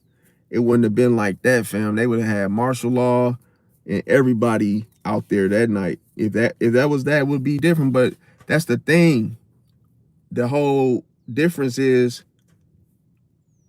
black folks wouldn't even want to go in there and do that. They wouldn't even want to do that. It's like they wouldn't even care about that type of shit to where they ain't even like all hipped into it like that. Because like people, like if you look at voting is like people like, okay, to me, voting is an illusion, bro. And now I know it sounds crazy, but like you really don't know that you don't have no control over things that it's almost like no matter what, it's always going to be a Democrat. I said that's how you know I don't be paying attention to getting myself involved and stuff like that. But like, just know that it's always going to be one or the other, a Republican, and then for a while it's like they switch off. Then it'll be another Democrat. Then it'll be another Republican. Then it's like they just keep switching and switching and switching. So that really tells you that your vote really doesn't affect how things are going to be, fam, because they're not going to just let a Democrat just change everything forever, bro. So it's meant for you to experience like 50-50 of both, of Republican office, then a Democrat. And it's like, bro, you really don't have any say so. No matter who you pick, it's like they can possibly do something different. So even it can change their whole campaign. It can do something totally different than what they said, bro. Yeah, and they set each other up. And it's like, as you see now, if you could just steal the election, bro, come on now. You really think you can really have any type of say so in who you vote for? Like, yeah, you could pick who you want, but that doesn't mean that the world's gonna be a better place just because you pick the person that you think, you know what I'm saying? You just like you really ain't really doing nothing, bro. That's why I don't vote, bro, because I feel like what's the point? You ain't gonna pick somebody that's gonna stay in there forever. It's gonna always be messed up, bro. Like everything ain't gonna always be perfect anyway, bro. Like you just gotta live your life. And it's like, to me, I feel like voting is a sport too at the same time. I feel like it's a sport. People be thinking like I be laughing. I voted before, but I just totally just realized like somebody was telling me like, you need to vote. And I was like, why? They was like, you just need to vote because like things are not gonna be good for you. Like, what do you mean things ain't gonna be good for me? Talk about, oh yeah, well, it's gonna be a lot of changes being made. Well, it's always changes being made. That's why gas prices are through the roof. That's why a loaf of bread and eggs were $4 to $5. Like, either way, God's still gonna take care of you, bro. They ain't got to worry about no freaking what they call it. The economy is always up and down, bro. It ain't never been perfect, bro. It ain't never gonna be perfect. So it's like, I just think that some things are stupid, bro. Some things are dumb, and everybody gets brainwashed and sucked into it, bro. It's like, really, your vote really doesn't have it really doesn't it doesn't have no effect, bro, or what truly happens, if that makes sense. Yeah. So let me see. Yeah, they debate, and yeah, definitely I've watched the debates, but it feels like a show, like, if that makes sense. It doesn't even feel like a debate at all, bro. And I remember, like, me, I ain't gonna lie, it's hard for me to watch TV as it is because I can see right through it and realize that it's not. If once I get whiffed that it's not real, I'm already out of it, bro. It's like I'm done with it because it's a lot of things that it's just like going to the casino, bro, and you win and you're really not winning. You're only getting back your money that you lost. So it's like when you vote, it feels the same way. It feels like you think you have some type of like effect on what happens, but it's like That's what they want you to think when you vote. And I feel like I feel like voting should be taken away, bro, just because it's an illusion, bro. It's like y'all gonna do what y'all gonna do what y'all gonna do anyway, bro. Just do it. Just pick a person to run the country, and that's it, bro. Because the world's gonna always be changing up and down and left and right, and 1 minute, where 1 minute everything's good, but it's never perfect. It never will be perfect, bro. But I feel like voting should be taken away, bro. I feel like all it does is cause problems, bro. And then people be like right now, the person that cuts my grass, bro, he's big on Trump, bro. And like every time he comes to cut the grass, bro, he's just like, that's all he ever talks about, bro. He's like upset that about certain things. And it's like, bro, really be like, he be dead ass like in his like feelings and shit about like certain stuff. Like, bro, really be taking that stuff serious, bro. Like, I'm talking about to the core. So that's why I be like, damn, bro. He was like, hey, I know you didn't vote for Trump and everything, but like, man's like 85 years old, bro. He's old, but he's like, he has his own grass coming. I still to this day don't got a fucking lawnmower, bro. I ain't went and bought one because I don't really be at the house as you see. So the lawnmower situation, I just pay him to come cut it. So it's just easy that way. I don't be wanting to fool with grass or snow or shoveling and none of that shit. But yeah, man, that's why I said, like, I understand that's his thing, and I don't be, I just try to relate to him as much as I can, but like I don't be having too much input because I told him I don't vote, but he be like, what? You don't vote? I said, no, I don't vote, bro. Bro, it's a lot of people out here that don't vote, bro. It's gonna always be a shit show, bro. It's like, even, cause like it could be one good thing. Excuse me, y'all. It could be one good thing going on. Like, I ain't gonna lie. I remember I had like was it Obamacare? It was something that I had, and it was making my rates on the on my health insurance. Man, I had a real nice little rate, bro. I ain't gonna lie. I was only paying like $8 a month, bro. So the Obamacare was like covering most of the shit, and I only had to pay out of pocket like $8, bro, because I'm self-employed, bro. So boom. Next thing you know, this time around, that shit went up, bro. So it's like they'll cover about $500-600, but I gotta pay like $100 and some dollars a month. So it's still a huge chunk to be having gone from 8 to 100. I'm like, damn.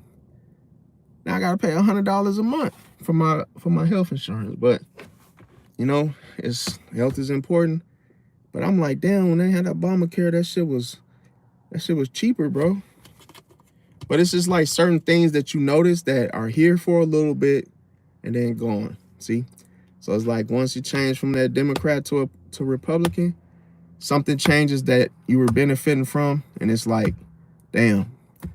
And I understand you might say, oh, well, that's why you vote. But it's like, bro, either way, if I would have voted or not, it still would have changed, bro. Because that's what they don't want you to know, is that, oh, yeah, by the way, somebody's going to come and clean it up, and then someone's going to come through and tear it up. And that's just going to always be the same pattern, bro. It's going to always be a repeated pattern, bro. Then watch, once Trump is out of there, someone's going to come and clean it up. Then it's going to be some new villain, bro, that's going to come and tear it up, bro. It's always going to be like that. So it's like, it's like like the dude that made Tesla and everything. Like, I wouldn't be surprised is that if this man don't be, him and Trump don't be a part of the like I bet you that both of them would be a part of the damn the whole, you know, bringing about of the chip, bro. Like the mark of the beast. And a lot of people have different speculations about that. The people say mark of the beast is something different, but like I feel like the chip implantation is the mark of the beast, bro. Because it's gonna come a time, bro, where to pay for stuff, it's gonna be chipset, bro.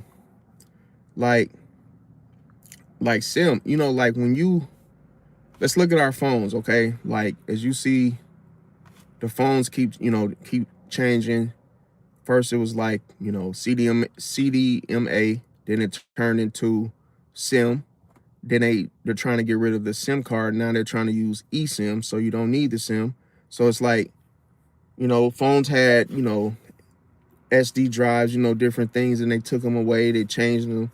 So it's like, when you look at how, where things are headed, bro, everything's gonna be headed into chipset, bro. See, the implantation of the chip, bro, that's gonna be the next thing. But they're gonna try to make people, you know, have it, make people get it, because they know that people aren't gonna want to mess with it, bro. Just like once the dollar, like the, you know, once the paper money is taken away, bro, it's all gonna be about the whole, you know, card thing, swiping, bro. That's all it's gonna be. They're gonna try to have the implantation of the chip, have it inserted in you, bro. So that way, when you pay for stuff, you just gonna swipe your arm and get what you need and shit, bro. But here's the thing that people don't know though, is that people that take that chip, bro, they're gonna be screwed, bro, because that's the mark of the beast, bro. That's like to take something and have it, you know, implantate, you know, have it insert into you, bro. That's like tampering with the body, bro. I mean, I understand like tattoos and stuff is another thing that, you know, it probably shouldn't get, but like I've got some, and it's like that's kind of like something that sticks with you or stays with you and will always be there type of thing. So it's like an alter, like a what they call it, altering the body. But like when you get that chip implantation, bro, that's just like it's like you actually putting something in your body that's like just to pay for things. In other words, it's like I feel like Trump. The crazy thing with Trump that I do know is that his son owns a company somewhere called 666, bro.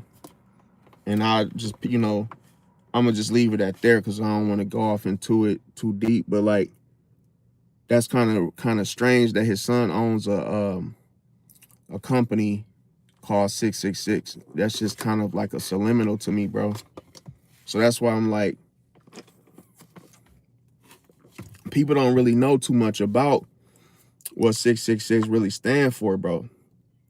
And they like the frequency. And to me, it's like people don't know that it's the number of the beast, bro. So when you see 666, that lets you know that you're dealing with something that has you know what I'm saying, like, and I'm talking about the book of Revelation, obviously. So it's like people don't know that it's actually a frequency of evil, bro. It's like the final moments, the final stages of life, bro. So it's like I feel like a lot of people gonna be deceived, bro. They're gonna be deceived by the Antichrist, bro. And that's why it's like it's a lot. That's why I be saying it's a lot of stuff going on, bro. Folks gotta wake up, bro. Because you know, like I say, deception, bro. That's the whole how people get caught up in these things, bro, through deception, bro. You think it's something is the right thing to do, and it's the wrong thing to do. Like and nothing gives you any type of like, nothing gives you the heads up. Like you just gotta know stuff. But let me try to give y'all some examples of that, because, and you know, to explain it further, because you know, they got all kind of meaning, and they got symbols, they got all kind of little things that people just be, you know, see and they ignore. But so here, like I say, I'm gonna just say this, that we are, you put it like this, there's different signs, okay, with the mark of the beast, bro. Now, the crazy thing is that if you ever look at the inverted cross, bro, so a lot of times people don't know what that means, okay? Now, you got the pentagram, that's a symbol of the occult. You have the Baphomet, which is the imagery with the occult symbol. So people, you know, oftentimes people see this and don't even say nothing. And you see artists, like celebrities, wearing it as a you know, a chain or some type of little, like, you know, it could be a something on their keychain. It could be a belt they wear and they have these symbols on it. Now, another thing is that the black goat, bro. See, and that's linked to the occultism as well. The serpent, and just branding. You see people, you know, having 666. They have, you know, the crown with the self exaltation on it. So it's a lot of things that shows this, and it means something. So why a lot of people will revert to it is because of rebellion against God, bro. So that's why I say, bro, deception is everywhere, bro. Deception is everywhere, to the point where, like, that's why I be telling people, man, find out who God is, bro. That's the best advice I could give y'all, bro. Find out who God is, because, bro, it's a lot of stuff out here that will deceive you, bro. And it's all because of illusions and facades, bro, to the point where everything is mystical, bro. Everything's mystical. Everything is meaning behind everything that you can see. Meaning behind, like, for instance, you could look across from you and see a window, see a door, see, you know, a building, see the sign of the business. Every little single thing you see is a step to something that someone started, someone created, right? So it's like, when you look at it from outside looking in, it's like you gotta know it's a business. Like, you have to know that. Your brain won't even let you miss that unless you're just totally out of it, bro. I'll say that. So it's a lot of people that can literally see everything that's going on, hear everything that's going on, to the point where, bro, everything means something, bro. Everything, bro. And it's like, you gotta know, why was it made, bro? Why was it made? To the point where, bro, that's crazy, bro. That ain't even something. You know what? That don't even bother me, bro. It bothered you more than it bothered me. But I say, like, everything means something, whether it's a rule, a symbol, just like a handicapped parking spot, bro. That means something. And it's like, think about the people that don't know what that symbol means, bro. That's what I'm trying to tell y'all. Like, everything means something, to the point where everybody just be ignoring stuff, bro. Everybody ignores stuff, don't really care, don't really whoop-de-woo. And it's like, what you don't know can hurt you. I guarantee you park there and you don't know what that sign is, you're gonna get a fat ticket. It's like little stuff like that, to where it's like, the only reason I'm saying this is because You got to question everything, bro, and know where is the source. What is the source of it? Like, where's the source coming from? What is this gonna, where is this gonna take me? Where, how can I, how can this affect my life? It's like little stuff like that, bro. Yeah, definitely the answer right in front of you, bro. But it's like even with the zodiac stuff, bro. It's like,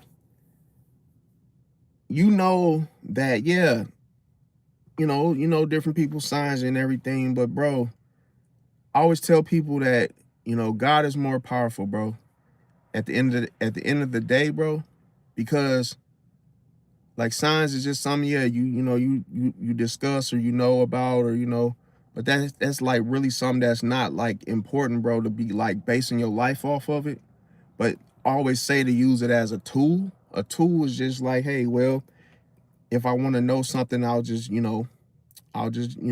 have this as a guide, but I'm not gonna be like basing off my future partner just based off of their sign, bro. If that makes sense. Yeah, and I'm just like, only reason I'm saying it like that because it's like some people will go to, like, they won't go to God, but then they'll go to like a witch, or they'll go to a warlock, or they'll go to like a higher power other than God, bro, to where it's almost like when you start dabbling and stuff like that, bro, you start to curse yourself, bro. And it's like, with me, I tell y'all about God because I feel like, bro, I could be held accountable, you know what I'm saying, based on the information I tell you guys. So that's why I say, like, yeah, signs is one thing, but bro, like, if you really trying to get free, bro, you need to get saved, bro. You gotta get saved, bro, because, bro, we in our end times, bro. Everybody, hell is real, bro. Heaven is real. It's like, bro, could you imagine, like, every time you close your eyes, all you see is complete darkness, bro, to the point where, if you was to die, fam, you will see nothing but just darkness until you until you meet God, fam, to wake you up. Because I know, it's like, to me, every person that dies, bro, I always be thinking about that, like, damn, bro. In my mind, be like, damn, the person ain't moving no more, bro. So who was that person that was talking? How were they talking? And it's like, bro, people don't be noticing, like, bro, their soul left their body when they died, bro. Let that marinate in your head, bro. Their soul left their body, fam. So that means when the soul left their body, their eyes closed, bro. So they couldn't wake up even if they wanted to, bro. Lets you know that once they died, they knew they died, bro. It's cold-blooded. That means you still had a conscience when you died, which means you will be held accountable for what you do in this life. Telling you, bro. I'm telling you, bro. Because you got to think about it. Even the stuff you did, and I know the stuff I did. And how would it be if you said, damn, I got away with it? No, you didn't. You didn't get away because you remember. You got to understand, you remember what you did. And so does God, bro. So it's like, you don't have no escape. That's why I be telling people, the people that die, bro, they know they died, bro. Every single person that passed away, they know what happened, bro. It's like, could you imagine a person dies and then the angel of death comes and picks them up, and literally you flying on angel wings, taking some big, huge, creature grab you, and you like, yo, what? No way. You like, yo, You seeing something that you ain't never saw in the waking life, bro, to the point where, what is this? Oh man, this is the soul. This is the spirituality here. Oh, you didn't know that it was a such thing as this and that and the other? Bro. Man, let me tell you something, bro. When you look at an egg, bro, you see the yolk, all this little stuff, bro. Then you realize you can fry the egg, you can boil it, you can do all this stuff, but it comes from a chicken, bro. Let that sink in, bro. It's like two different forms, bro. And you literally just forget that, damn, bro. I just ate a chicken. Like, I just ate an egg, bro. I just ate an egg. It's like all this, you like fried eggs in the morning. I know it sounds funny the way I'm explaining, but I'm trying to get y'all to see something. Like, you like fried eggs in the morning, but do you know what you're eating, bro? Where did they come from? A chicken, bro. It's like when you eat those eggs, you realize, damn, this was just an egg before I cooked it, bro. And then you see the difference, you like, damn.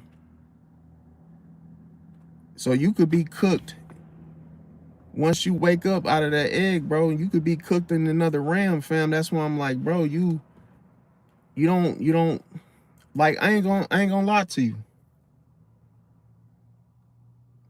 They were okay. It was a situation that a man went to hell, bro. And in hell, what he described, what he seen, bro, was like 20-foot fucking snakes, bro. Like a rabbit, but being like 20 feet. Bro, it's like crazy, bro. Like, you see, whatever you just couldn't imagine happening right now, bro, hell will be worse, bro. That's why I'm like, bro, the people that go there are, you know, fornicators, people that sin, bro. You know, people that commit adultery, people that do this. And I want some of y'all to hate my guts after I start talking like this, bro. Cause I'm telling you, bro, this is who I am, bro. I'm gonna say it. I don't care, fam. Like, I'm gonna say it. You can unsubscribe. You don't have to stay here, bro. But the way that I tell people the truth about the word, bro, I got to, bro. That's the only way you're gonna really wake up, bro, and know how to really live, bro. Otherwise, do you want to go to hell? Well, that's on you. But see, when people think about going to hell, they think that they're gonna have a break. Just because you think you're choosing to be friends with the devil, you're not exempt to burning in hell, bro. This is not like, oh, well, I don't want to go to heaven, and yeah, man, and I'm just hang with the devil. Bro, the devil ain't got no friends, bro. You should have known that in the waking life. So it's gonna be, just because you think you cool with the devil, bro, you think he won't burn you? You think that you will not have to suffer in hell, bro? Yes, you will burn. Everybody that follow the devil is going to burn, because the devil is going to burn himself too. Bro, listen, you don't understand about the lake of fire, bro. He already cooked. So all he wants to do is drag you in there with him, bro. So both of y'all in there. That's why I say some people will help you they will help you get to hell, bro. And it all starts with the whole deception first, bro. Like, you could be out there drinking with friends, bro, and then all of a sudden, you get in a bad car accident, lose your life. And it all started because you went out with these people, bro. And then they put you in a bad situation, bro. And it's too late. I have a cousin, 15 years old, bro, lost his life because some idiot was driving 100-some miles an hour on the highway and crashed, bro. So it's like little stuff like that. It's like, it's real demons out here that will really just take you out, bro, and put you. That's what I said, being tricked out of your spot, bro. to the point where you didn't cause you didn't do anything but just join the wrong person. But how this is the thing. Remember I said the enemy takes form. So that means the enemy could come in the form of a human but be a complete demon, bro. And you don't know where you don't know why and how and why it was sent to you. And see, that's why I be saying, like, bro, you know this is true because, bro, if you live just to die, bro, then what is the point, fam? The point is that you go to be with God in heaven, bro. Because, bro, living on this earth is temporary, bro. Like nobody knows when they're gonna go. You just know that one day it's gonna happen, and that's it. And that should give you even more of a that should make you even more want to get close to God because, bro, we in our last days, bro. The human body will break down eventually, bro, no matter what you put it through. And trying to eat right and all this stuff, bro, you're not exempt, bro. Yeah, you should work out. Yes, it can help you, live longer and whatnot, woo, but it's not like a certificate that's gonna get you out of a situation that, you know, that everybody else has to go through too. It's like you're not exempt just because you did this, or just because you think you're a good person. You think that, oh, I'm a good person. You can still go to hell if you don't have a relationship with God, bro. It's almost like, oh well, I'm a good person and I don't do anything to no one. I wouldn't hurt anyone. I wouldn't. But do you know God? No, I don't know God. But bro, you need to get to know God, fam, because that right there, if you don't, it'll cost you, bro. It's like sins on all. And I know a lot of people don't like talking about this because it's the truth and they don't want to hear it. And they feel like they want to do what they want to do with their life. And it's like, okay, but why would you do that? And you know that things can end soon, because tomorrow's not promised, bro. Tomorrow's not promised. And I will say, like with this science stuff, I ain't gonna lie, it's a lot of stuff that, that's why I never did the tarot card thing, bro, because the tarot cards, bro, ain't what people think they are. The tarot cards, they are demonic, bro. Telling you, bro. They're demonic, bro. It's a situation that, how can I say it? It's all, like I say, all in the Bible. All the Bible forewarns you of sorcery, bro. Like, people don't understand that with the zodiac signs and stuff, it's modern day sorcery, bro. And like I say, people don't be knowing this shit until it actually gets real, till it gets deep, to the point where it starts to influence your mind, bro. Then once it influences your mind, it influences your life. See?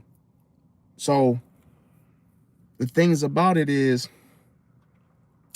where do y'all think the whole situation of sorcery and the occult, casting spells or curses? Now, I'm guilty. I'm guilty of this. Is why I'm talking about it.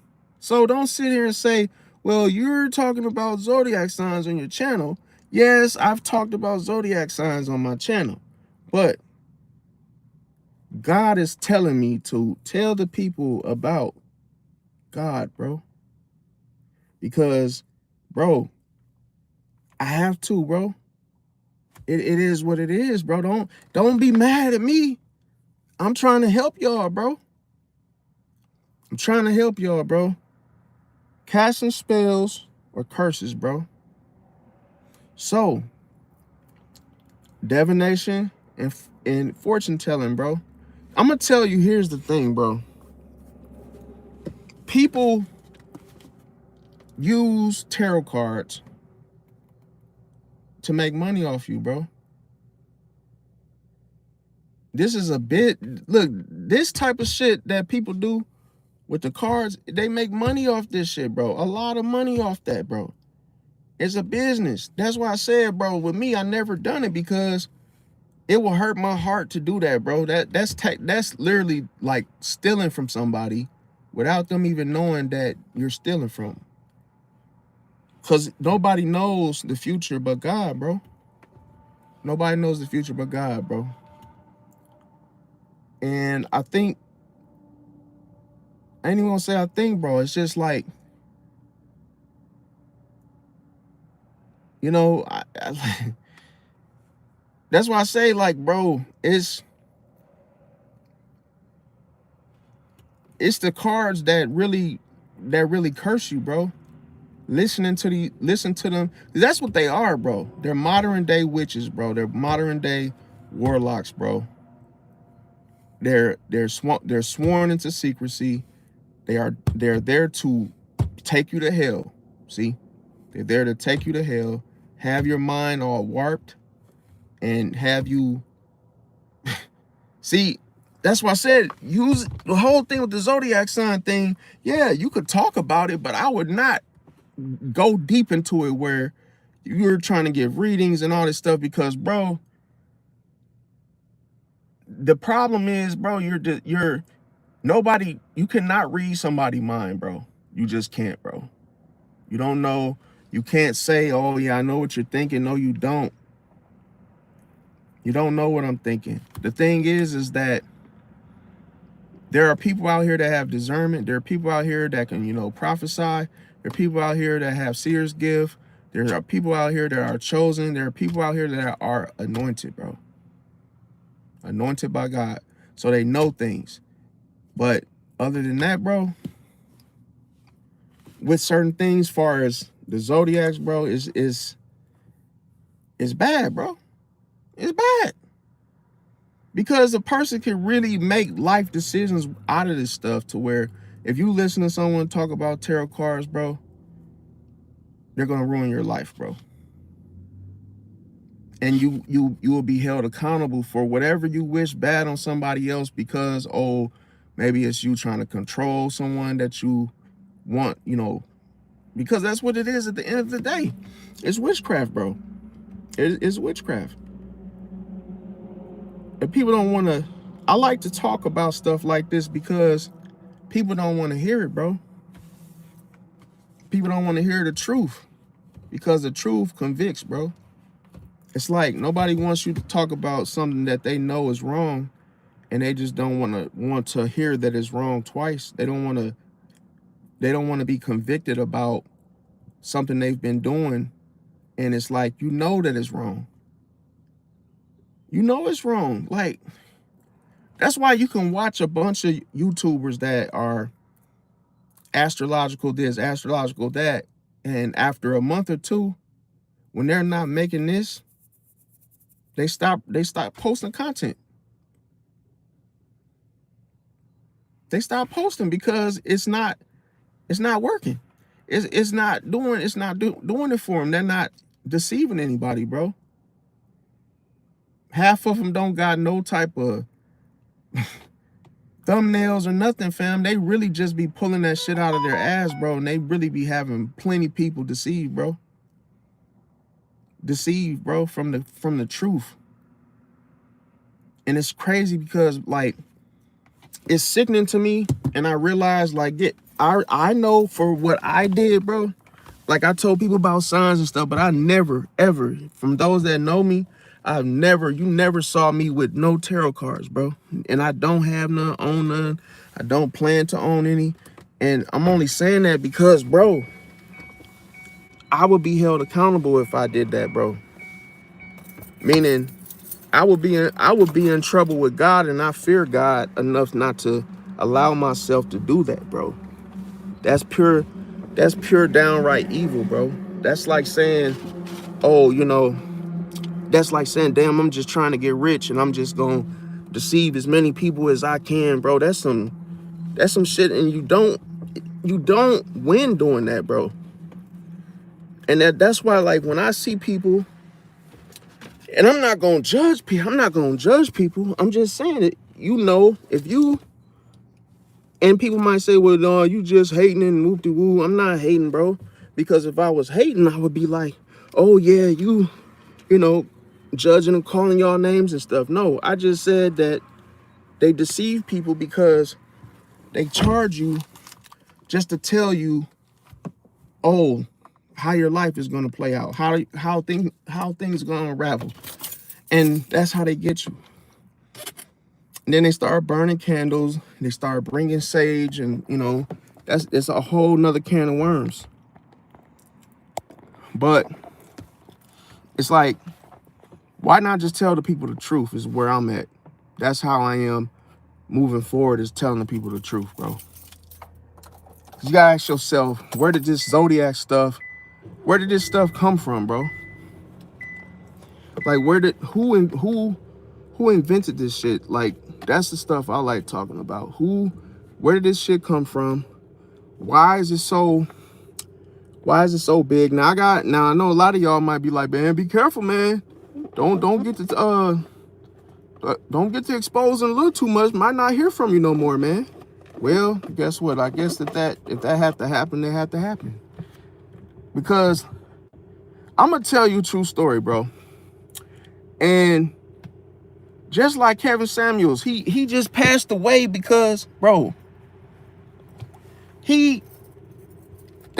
allegedly Kevin Samuels passed away because he was effing somebody, bro. That's kind of weird. Like, damn, out of all the stuff he ever talked about with women, the man died messing with one. But that's the story they gave. See, it's like you don't really know what happened. We don't really know what happened. He could have been off by some people that, you know, we don't really know if what he was doing was a good thing. Yeah, that's what I'm about now. It's like I'm trying to tell y'all the truth, bro. Because me, I feel like it's like, bro, when you know the truth, you just gotta share the truth, bro. It's like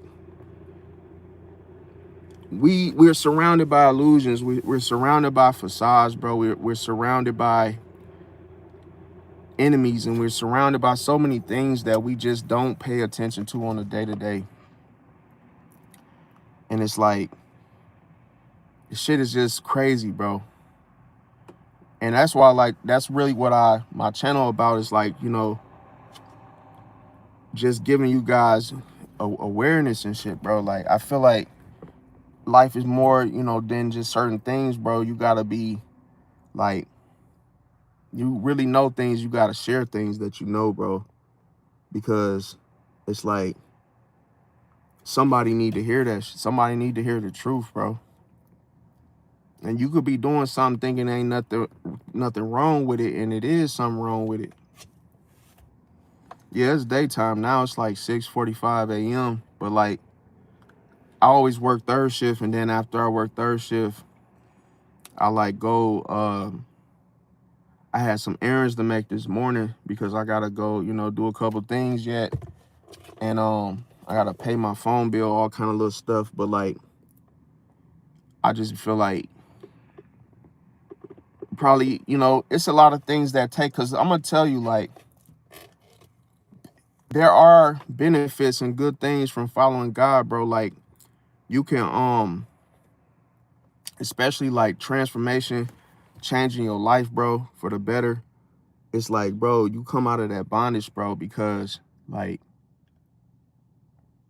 you really start seeing things for what they really are, and what it's like, damn, you can really see how everything can change your mind, bro. Like, meaning, if you believe the wrong shit, bro, it could alter your mind, bro. You could literally shift your mind, your thinking into the wrong stuff, bro, to where you could start making decisions and deceiving yourself based off of your own illusions of how the world is, bro. Like, so that's why with me, I'm only giving y'all like true, you know, values and just like the real deal, not the, I'm not going off no that tarot stuff with the tarot card. Like, nah, bro. Like, and that's the thing, because I know that if even, see, it's not that I tampering with that type of stuff is the problem, bro. It's like you can touch something and then like be cursed just because you have those in your hands, bro. If that makes sense. But it's like something, it's just like, let's say somebody has some fentanyl, bro, and like, you know, you can't touch it. It's so freaking like potent, like it can really get in your system very easily. And it's like, bro, just to handle it, you gotta handle it with gloves and have a, you know, a mask and paper. You gotta have plastic bags, all this different stuff, because it's that dangerous to, you know, just to have it, have it near you. And the crazy thing is, that's like the same thing that I'm saying about the zodiac sign, you know, stuff, because yes, it's cool to talk about it, but when you get into when you get off into the other things, then that's when it starts, like I say, it starts turning into, that's when that demonic stuff start happening, bro, to where at that moment, Glance, you're playing with fire. You're playing with fire at that moment, because nobody knows the future but God. And it's like, if you try to override that with just like third eye, it's like now you're trying to give the credit to some you know, to another person, another unknown source. And that's why it's an issue, because it's like for instance, the idolatry is crazy, because a lot of people worship, you know, celebrities, different stars, you know, certain items. It's crazy, bro. But here's the issue. Like, when you're living like that, bro, then you're held accountable for whatever, like I say, you don't repent for. So that's why I say it could get out of hand for you, to where you don't want to normalize it.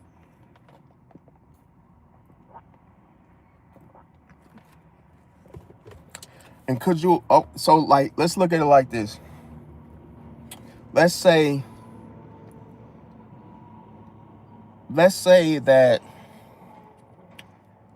you were nervous about handling tarot cards. Let's say you were nervous about knowing certain information because you knew it was, you know, taboo. You knew it was, you know, you knew it belonged to the occult, okay? And then you started to practice and started to, you know, do this over and over and over and over and over. What ends up happening is it starts to shift your mind, see? Then it starts to control you. Then you start to trust it. Then you start to normalize it. That's when it becomes a problem. When you think that it's normal, it makes you desensitized to it, to where you don't respond to it in the way you should. Meaning you're no longer cautious. You're more accepting of it. You're more drawn to it. You're, you know, you want to share with others. It's just like it becomes a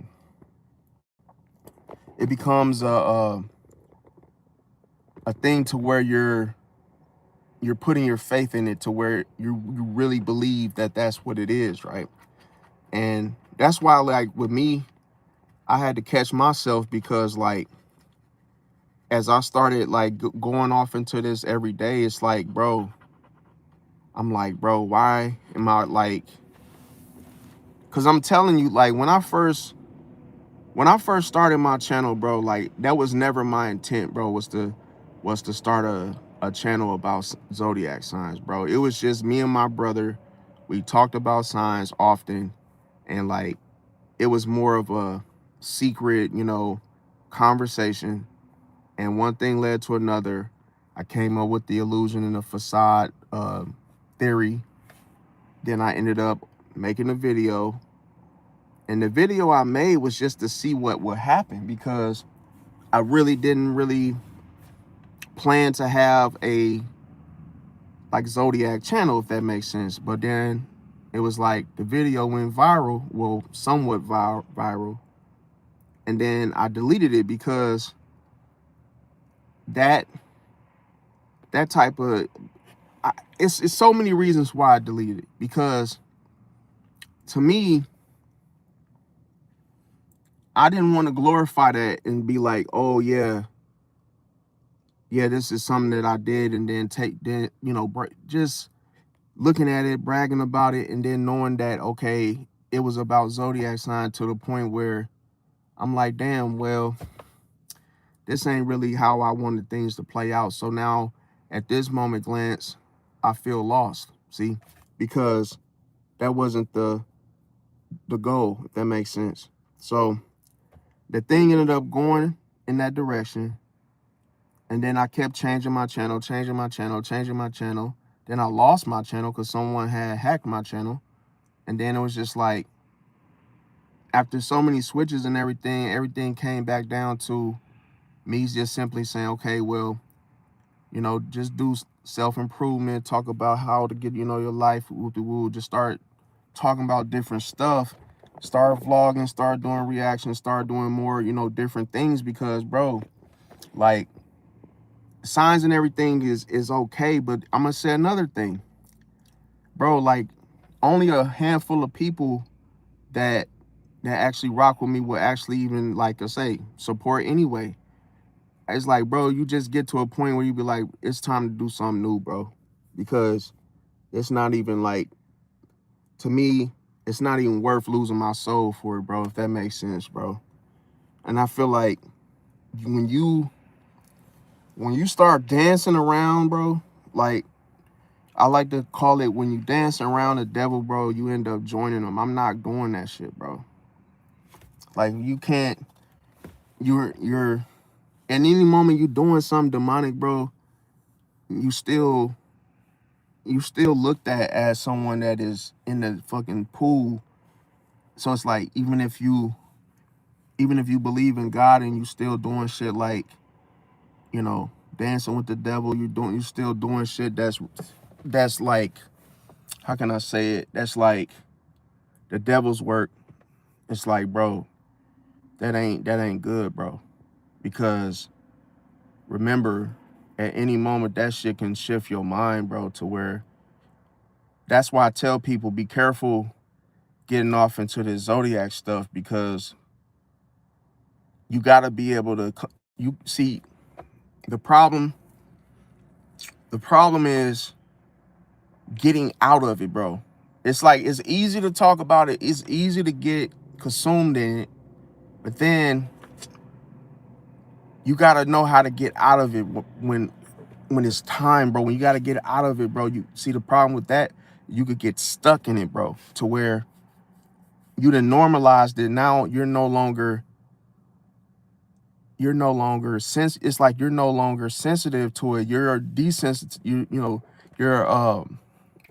it's like, yeah, you normalized it. Now you feel too comfortable talking about it, and it's harder for you to stop because you're, you got too much into it, bro. That's why I'm like, see, it's like, I don't know if y'all get where I'm coming from, but like, I feel like the problem when I say this, because I know scripture, bro. Like, I know scripture in the Bible, Holy Bible and stuff. Like, so that's where it be like, I be telling people, when, you have that inner conflict, when you like, damn, I know I should be doing this, and it's like, damn, I need to really start talking about this more, because, bro, you gonna be like, you don't want to be caught up in something, and that's like something that you shouldn't be doing, bro, if that makes sense. But it's just crazy, bro. That's why I say, from the start, ain't nothing wrong with switching things up, but it's like, it ain't really, how can I say it? It's not really a good idea, bro, at the end of the day. Especially if you know you're not all in, fam. It's like you're not all in into the other shit. That's what I mean by dancing with the devil, is that you're doing devilish shit, but you're not actually in it, if that makes sense. But it's like, I don't even want to be in it. I don't even want to be near them, like, to the point where, that's why I said I started telling y'all, like, the truth about life and, like, you know, different things, and breaking stuff down for y'all so y'all can see what I'm talking about, bro. Because, for instance, I'll say this one thing is that I have, because I was just talking about this. It's crazy. Like, I had these conversations to myself. I'd be like, damn, you know, why this, why that, you know? And it's like, let me see. Man, I already know. I go through that those transformations all the time, SB. I feel like, you know, I feel like it's for the better, because like I it's not it's like with me, bro, I don't like to get off of here and then be feeling guilty, bro, about like, damn, you know, why you, like, bro, you know, you ain't gotta talk about signs. Like, bro, you got a channel, you can talk about anything, bro. You don't have to just keep doing it, especially if it's making you feel uncomfortable, bro, because you know you really ain't really fully involved in it. Like people might think I'm really all into the shit, like, to the point where, yeah, I have knowledge of it, but I'm not doing tarot cards. I don't consider myself an astrologer. I don't consider myself an enthusiast. Like, I just look at the situation and say, okay, me literally just talking about it. See, but I've been talking about it for like 5 years, and the support wasn't there anyway. Like I say, I really appreciate the people like Misty and everybody that, you know, that come out and, you know, look out and, you know what, and whoop-de-woo, and it's like, and everyone else that support. But it's like, I don't have a huge, how can I say it? Like, I don't really know who else was even supporting what I was already doing, bro. To the point where it's like, if that's not something that I can even notice, that means that it's time for a change, bro.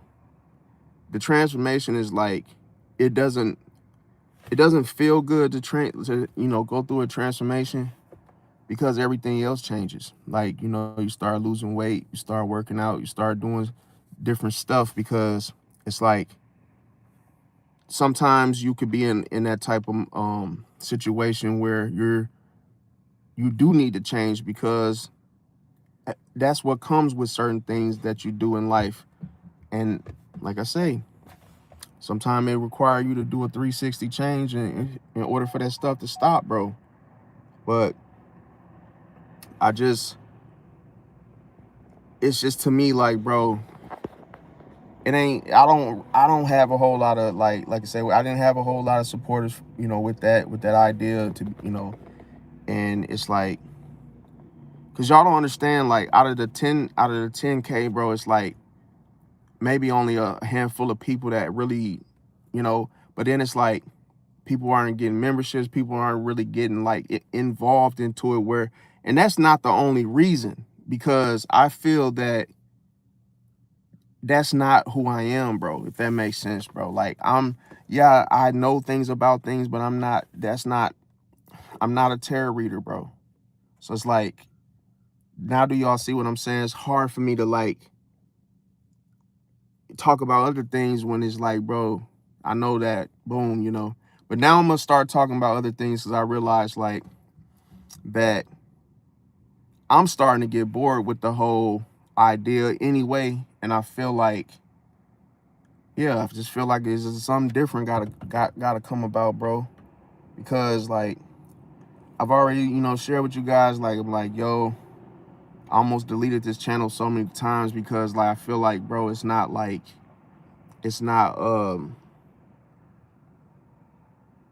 It's evil. It's like it's evil and it's not right, bro. It's like, I don't know how to say it. It's like you can know something about the darkness, bro. You can know stuff about the devil's work, and then it's like you can't get into it and say, damn, oh, I'm gonna do this, and then I'm gonna avoid talking about these other things because you shouldn't even be doing it in the first place, if that makes sense. So that's why I said, like, be careful, like, not to fall into these traps, because, bro, you don't want to be like, because there's some people out there that really take this stuff super serious, and they be like, it could be somebody like 18, 19, it's like they could be living their life off of this, like, everyday type shit, like they might really be out here saying what's, and I was doing it too. What's your sign? And whoop-de-woo, and it's like that's just going too far, too deep into it, bro. It's like you don't want to make life decisions off of what somebody's sign is, bro. That shit will have you can literally not find nobody, or just be passing up opportunities just because they're not this sign. It's like, bro, that's what made me like say, you know what, bro? Just start exposing them, bro. Just start exposing them, bro. Because it get to a point where you start hating the shit after the fact, bro. Like, to the point where you start realizing, like, bro, it's time to start exposing them, bro.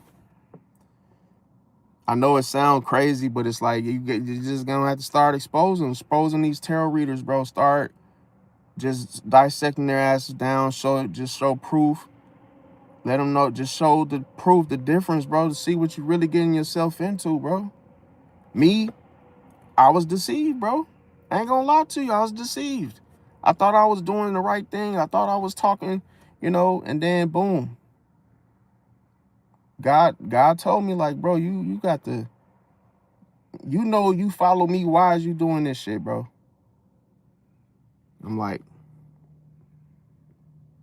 I said, okay, well, I guess I won't do it then. I'm just gonna talk about exposing and talk about the word and talk about different things, self-improvement, relationship, different stuff, bro. Because, bro, if I tell y'all about this continuously, I could go to hell for this, bro. I could burn in hell because I'm sitting on here telling y'all about zodiac signs, bro. Just like that, bro. And could you imagine what them other astrologers and tarot readers, what they doing when you watch them, bro? All y'all going to hell when you do that. And I know it sounds like, damn, you really spiritual, but it's like, bro, it ain't even about that, bro. It's about here's the thing I say. It ain't even about just that, bro. It's you don't know, tomorrow ain't promised, bro. So that right there tells you enough. Like, tomorrow ain't even promised, bro. And you think you got time to just do bad shit and thinking that you ain't gonna have to be accountable for it, bro. That's what I be saying. But like, comment, share, subscribe.